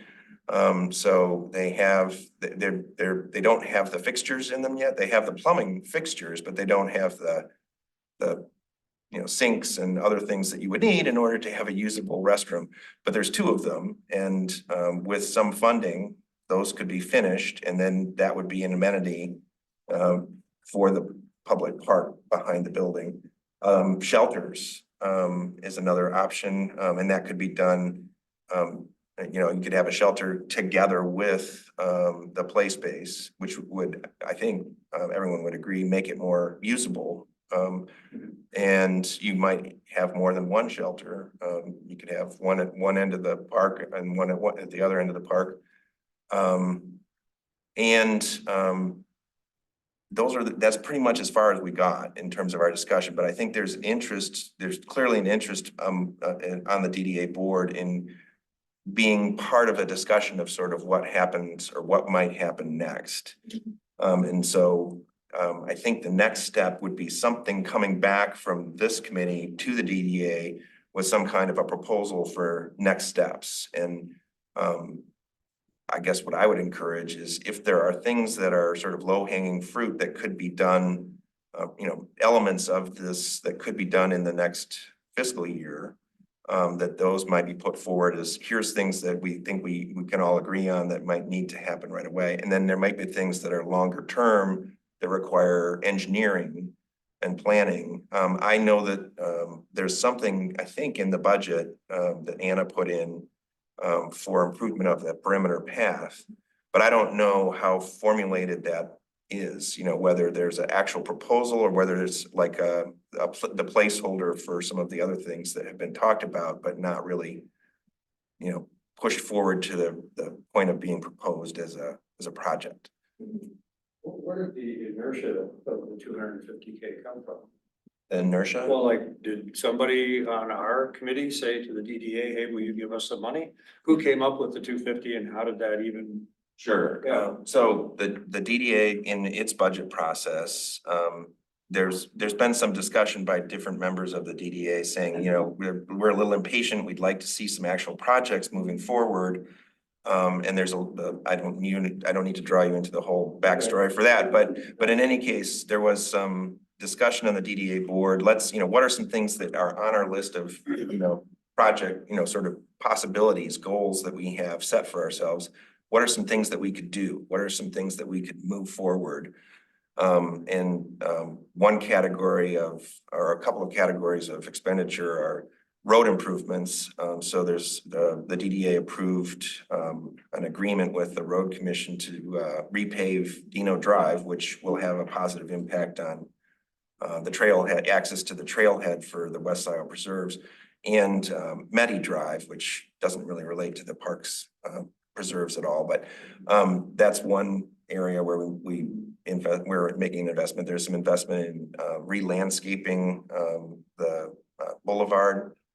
And then the topic of parks came up, and this particular park sort of captured the attention of the board, and that's the figure that was put forward.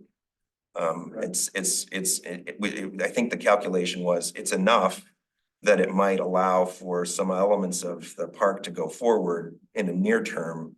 If this committee wanted to take advantage of that opportunity. So then submitting these low hanging fruit out, the play space for one, obviously it doesn't have to be built, but have to be approved and signed off on, and then the money is there even if it's not until next fiscal year that it's built. We were just talking about how. Yeah, but, well, I'll wait for my turn. Well, I was going to say is the DDA also, I think, has an understanding, and I think this is captured in its proposed budget because it projects into the next fiscal year, potential expenditures.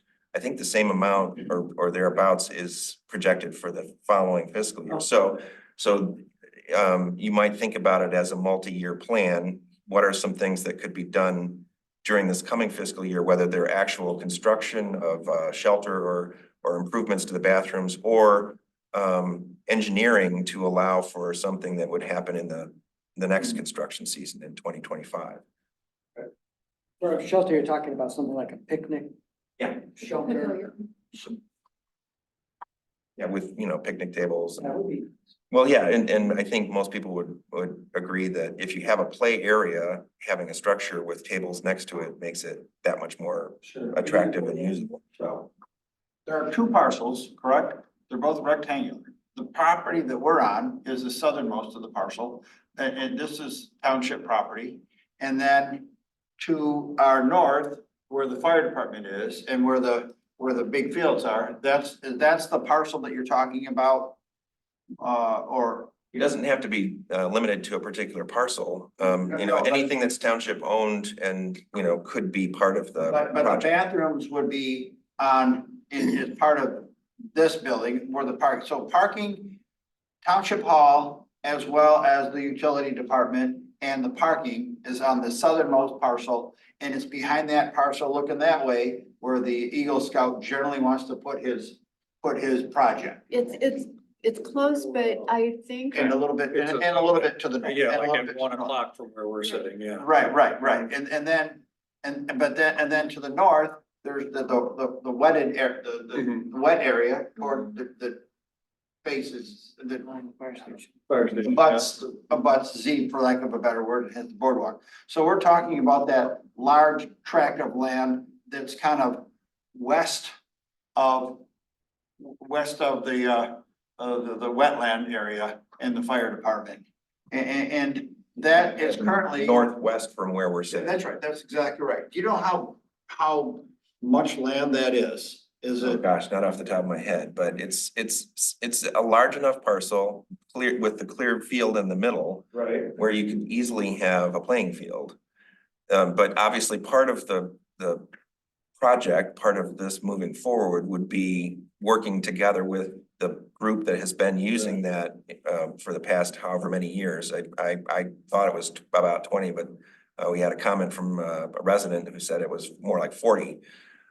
So that's a long established use of that field, but I think the Scio Flyers have always understood that, you know, while they are benefiting from using it, you know, the township may at some point want to open it up to other uses in it, either in addition or maybe instead of what they're doing. So are you guys thinking like a soccer field, baseball field, football field, grassy field, or like, or you're open? I think it's an open question, except that insofar, and Chris, correct me if I'm wrong, the DDA was pretty clear that they, as a group, agreed that it should be an active use, some kind of athletic field. Like a soccer league or something league, or I don't know, I mean, they're thinking like a playground, are they thinking disc golf, or they, Dog park? no, I mean, those are really good questions, the scope of a Well, park. I think what I would suggest is the next step in terms of that part of the project would be some kind of a process. It would probably involve some planning and engineering, but it would also involve some thought and some community engagement. Of course, and what is the pros plan, what does the pros plan have for that parcel? I could pull it up, I've got my computer here. I think it's pretty vague. I know that pros plan comments, the commenters on the pros plan do want parks like this. They do want a dog park. They do want these kind of things. And, you know, here we've got parking, here we've got a bathroom, here we're near the someday to be completed, border to border link and access where you could drive here, ride your bike, and then hook onto it or whatever. So, Because it's almost 7, I mean, am I hearing you say that if we can come up with maybe using the pros plan, you know, maybe finish out the bathrooms plus improve the walking trail plus, you know, a few ideas that would be, you know, kind of easier things to implement. Can I say something? What I'm thinking is that we know that the bathrooms, Right. yes, having those bathrooms seems finished okay. would be awesome. And also having pavilions, we've talked about this before with the park committee, was having a pavilion out there and close enough to where you enter that you could, if you had someone that was handicapped, or if you had a party, you could drive into the pavilion, unload your car and drive your car back out. Something like that, so that it would be sort of helping out with the ADA thing, that it would be that closer to the parking lot, is have one pavilion there, also be close to the nature play space, is from what I'm envisioning, and the pathway. And then have another pavilion down at the other end by the, along the pathway somewhere, unless you're gonna put a field right there, I don't know. But I think if we get started on those, I think the field usage is gonna take a little more thought. I think that's- that we that's- have to find a way to Yeah. work through a process on that. I'm not sure we could pull that off this year. Yeah, no, I don't think anyone wants to move that forward faster than, you know, I mean, it really hasn't been thought through at this point, but it also hasn't been talked through. And And by that, I mean, there's, a group, there's a constituency that's currently using and caring for, that space to some degree. And, this has to be a conversation with that group. So I think there really is sort of a near-term things that we sort of, all could agree on that could be done in the short term, in the next construction season.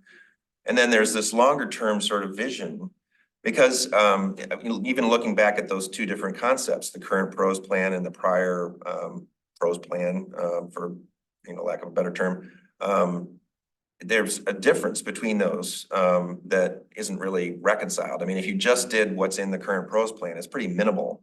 It doesn't even envision a play space. And I think, the history, what I recall from many discussions about this site and grant proposals is a much more active use than what's currently envisioned in the pros plan. And another thing that Anna envisioned was having this nature play space that this Eagle Scout project will include. And then as we do that paved trail, or whatever it's gonna be, as we make the trail more ADA, is having other offshoots off that trail where there might be benches or just other opportunities for Eagle Scout projects or whatever we come up with. Bluebird houses. Engaging things. We Yeah. talked about having a rock sample out there where people can sort of do rock study, and because we have some rocks sitting out there that we can have ID'd and, to sort of do this educational thing with the rocks. It just opportunities along that trail, benches would be good too. That's Yeah. good. I think Yeah. this Yeah. is a much like larger conversation, because we could probably sit here all night and come up with a Yeah. million different Yeah, right. ideas. And I personally would like some more time to research what the community has Yes. suggested over Absolutely. in the past. So I think maybe putting this as a line item on our next agenda to have a very specific conversation about it might be a good idea. I agree with you. Sure. I agree, but I can also say that I know that those bathrooms, yes, that's a no-brainer. And I think those pavilions, if the DDA wanted to get those done this year, I would support that, if that was something. I just think that would be very nice to have out there. That's been talked about for a long time. And I think it would just work with all of these other So things. I will say that on page 34 and 35 of the pros plan, 2023 to 2027, it does talk about Scio Township Hall, Township Park, talks about how big the acreage is, talks about how much the wetlands are, talks about the path. Surface upgrade should be considered to bring the trail into compliance with ADA requirements, and they also talk about offers potential for park expansion to add sports fields and develop the first active use park, 26.5 acres acquired in 1970, use designation park with potential for expansion and active use development. So it is addressed in the pros plan, which we can all kind of Google, control app Township Park and see what comes up. Well, What what I might suggest, as a way to move this forward, because, I don't want to take any more time tonight, but, I do think that there's an interest and there's funding, from the DDA. Is there like an ability to sort of create kind of a subcommittee or something of this group that would meet with some representatives from the DDA board to talk through some of these ideas? So that by the time this group meets again in April, there could be an action that could be taken in that way, that potentially some of these things could come to You're fruition. not on a committee for the replanting or a committee for the park, the playscape. You're gonna be, everyone's gonna be on a committee. Well, I don't want to speak for my subcommittee members Yeah. necessarily, but since we're already fits involved really in well, the space, yes. it would seem to dovetail I agree. with what we're doing, but anybody else who wants to take it up, Yeah, that you know, makes sense, if you're, as long as you're. I- As long as we don't just take apart a whole month in meetings. yes, That- right, I would not like. that. right. No, I can't do that, I but mean, yeah, This is, and mainly, I think it's an informal discussion to allow for, the one or two people on the DDA board who have a really strong interest in the details of this, to sit down with people who are on this committee who can. I'm curious, how many here would be in favor of at least maybe committing to the concept of public restrooms for people who use the park? And maybe that's something we get estimates on or look into doing that, or, I mean, if we're gonna have it, we're gonna need that. Yeah, right. The utilities, actually, the utilities department is already seeking estimates for finishing the exterior Okay. bathrooms. So we may be able to get those numbers sooner rather than later.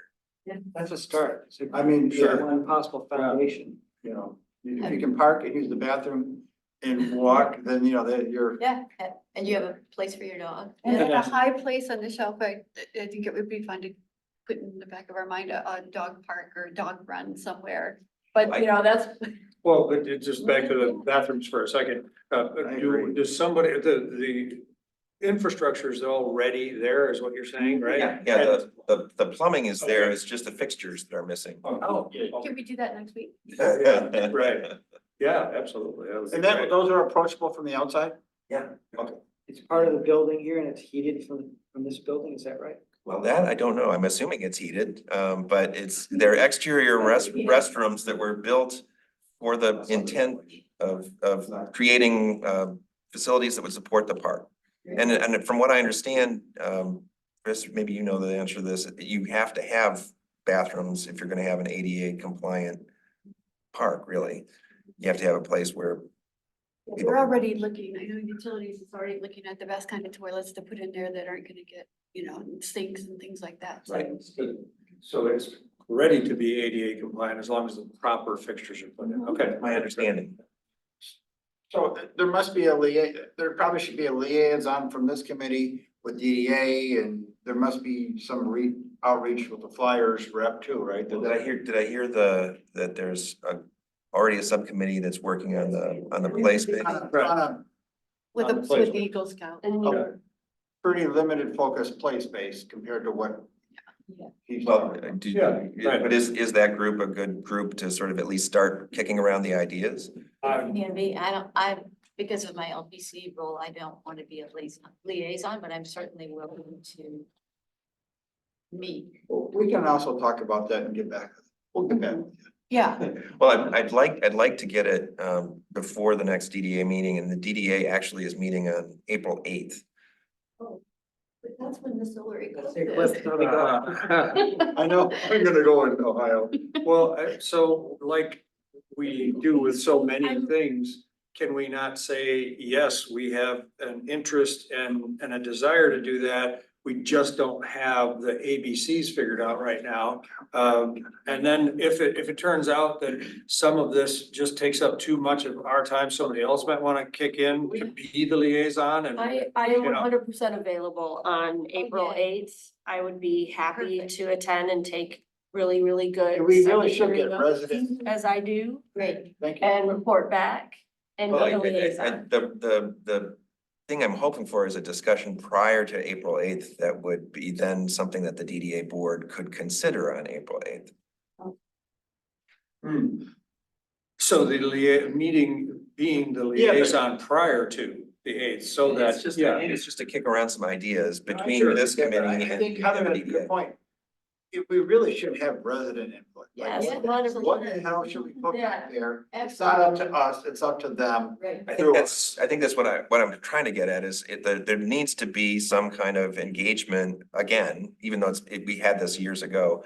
Again, with residents and especially the Scio Flyers, whether they're residents or not, of Scio to talk through ideas for the larger questions. I think there's really two steps, right? There's sort of things that we know that we need, that everyone agrees on, like Right. bathrooms or a shelter, or improvements to the trail that are already budgeted.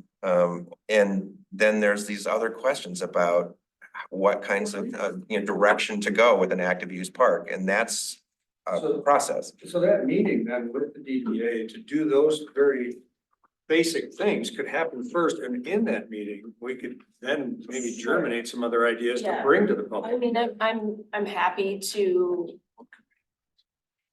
try to gather a variety of like ways in which we can reach out to the public and make sure that it's accessible for people to give input.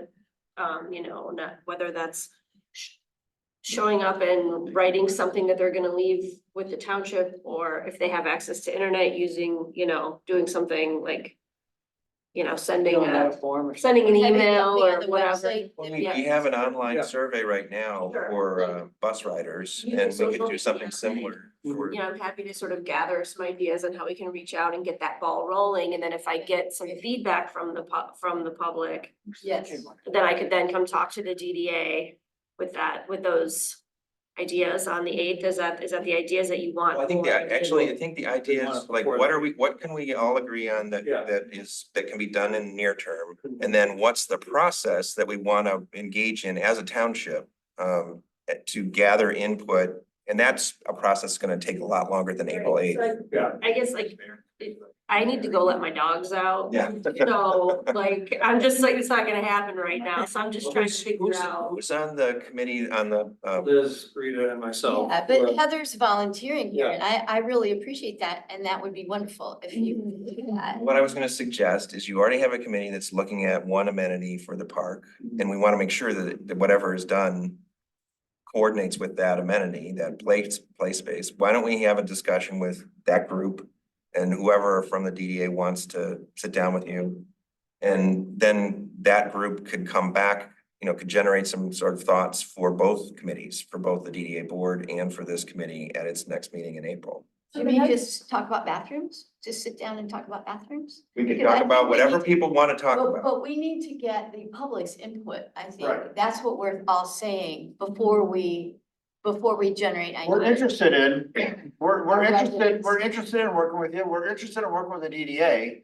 But I don't know that we want to be rushed into doing it without sufficient input, other than, speaking of input, we're interested in the output that the restrooms can I provide. think So there's that's what we are interested. I think there's two different things going on here. I think what Will, I don't want to put words in your mouth, is first and foremost, if we just go to the DDA and say, we want bathrooms, please do that. I think. That's what we can do before April 8th. Then we'll We say, can do that. after that, we'll come back to you after we get public input, but let's get bathrooms. Yes. Let's So just do that. So I make a motion that we support the DDA with moving forward in completing the bathroom construction. ADA compliant Behind- bathroom. Yeah, whatever, ADA yes. compliant bathrooms behind Township Hall. I second that. Yeah. All right, all in Yeah. favor?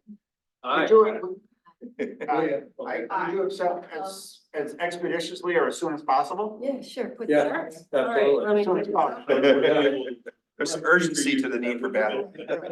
And then I don't want to make a motion, but I sense that this body is also willing to work with the DDA to help plan and implement improvements to that park once public input is received. Yeah, Yes. And if you need a motion for that to take, I don't think you need a motion for that. We just need to do it. that's the will of this body, I sense. It is, that's it.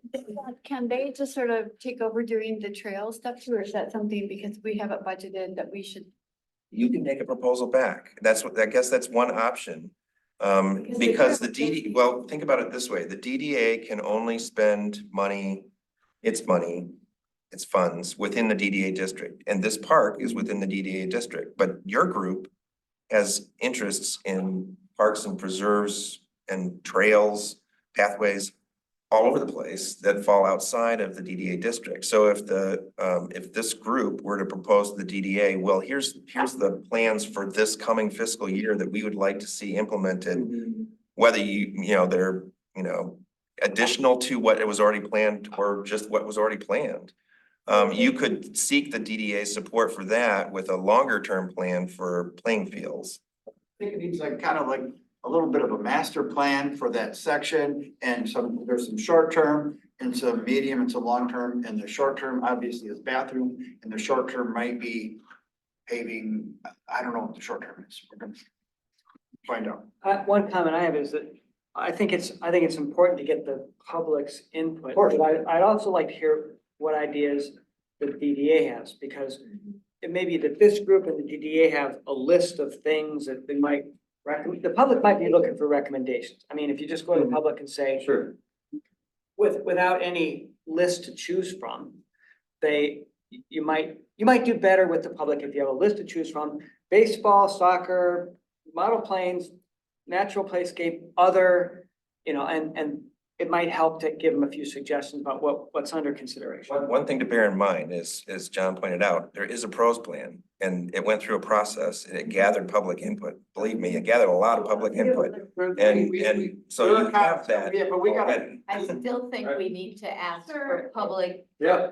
our residents, what they prioritize for this space. I think all we're talking about doing is just revisiting the idea with them. Yes. People have been giving, Yeah. input for I think the many combination years of of that what they input want would be to helpful. see in their I will ask this, community. and you might know, since you've been around a little bit longer in life, obviously. But, there's a lot of vacant land that's west of this parcel that's owned by the road commission. Has there ever been any discussion about? They have a plan for it. Okay. There has been discussion. There was years ago an overture by the township to do some kind of a deal with the road commission for some of that land that's directly behind our parking area here. And add that to the park to make it a larger park. I think that overture, it did not yield the result that the township hoped for. And instead, I think the road commission has a plan that uses all of their land back here. I'm skeptical, but okay. Well, I think not all of it. I mean, it plans for that. They have a plan for that land. There's other land that they're still leaving open to the potential for development. You know, that was a hard fought battle about whether there should be a Costco. That was, yeah. So that was many years ago and, we don't need to go there, but that part of it, I think they still have maybe a dream for something else happening, but they have a plan for expanding their working campus here.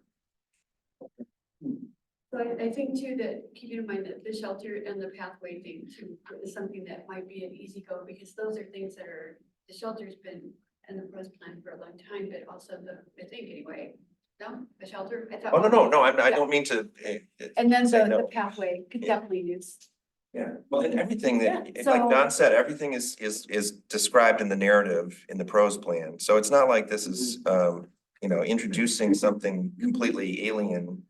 These are all ideas that have been talked about and there's public input that's been gathered. I think the question, as I would frame it, is, now that we're talking about specifics about active use in terms of, athletic fields or adding some kind of dog walking, dog run amenity or those kinds of things.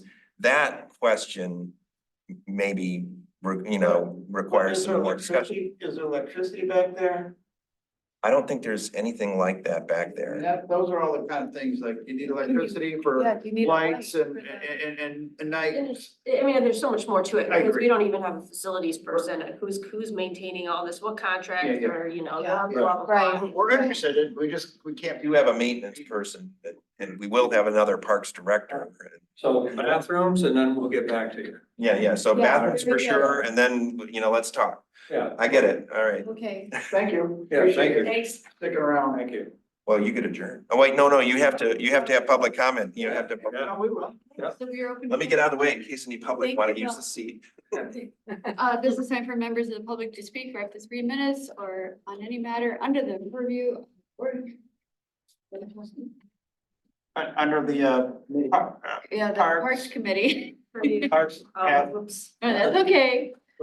We do not want the purview. Yeah, right. Is there anyone on? We have people on, but I don't see their hands up. Okay, we have no one in the room. Yeah.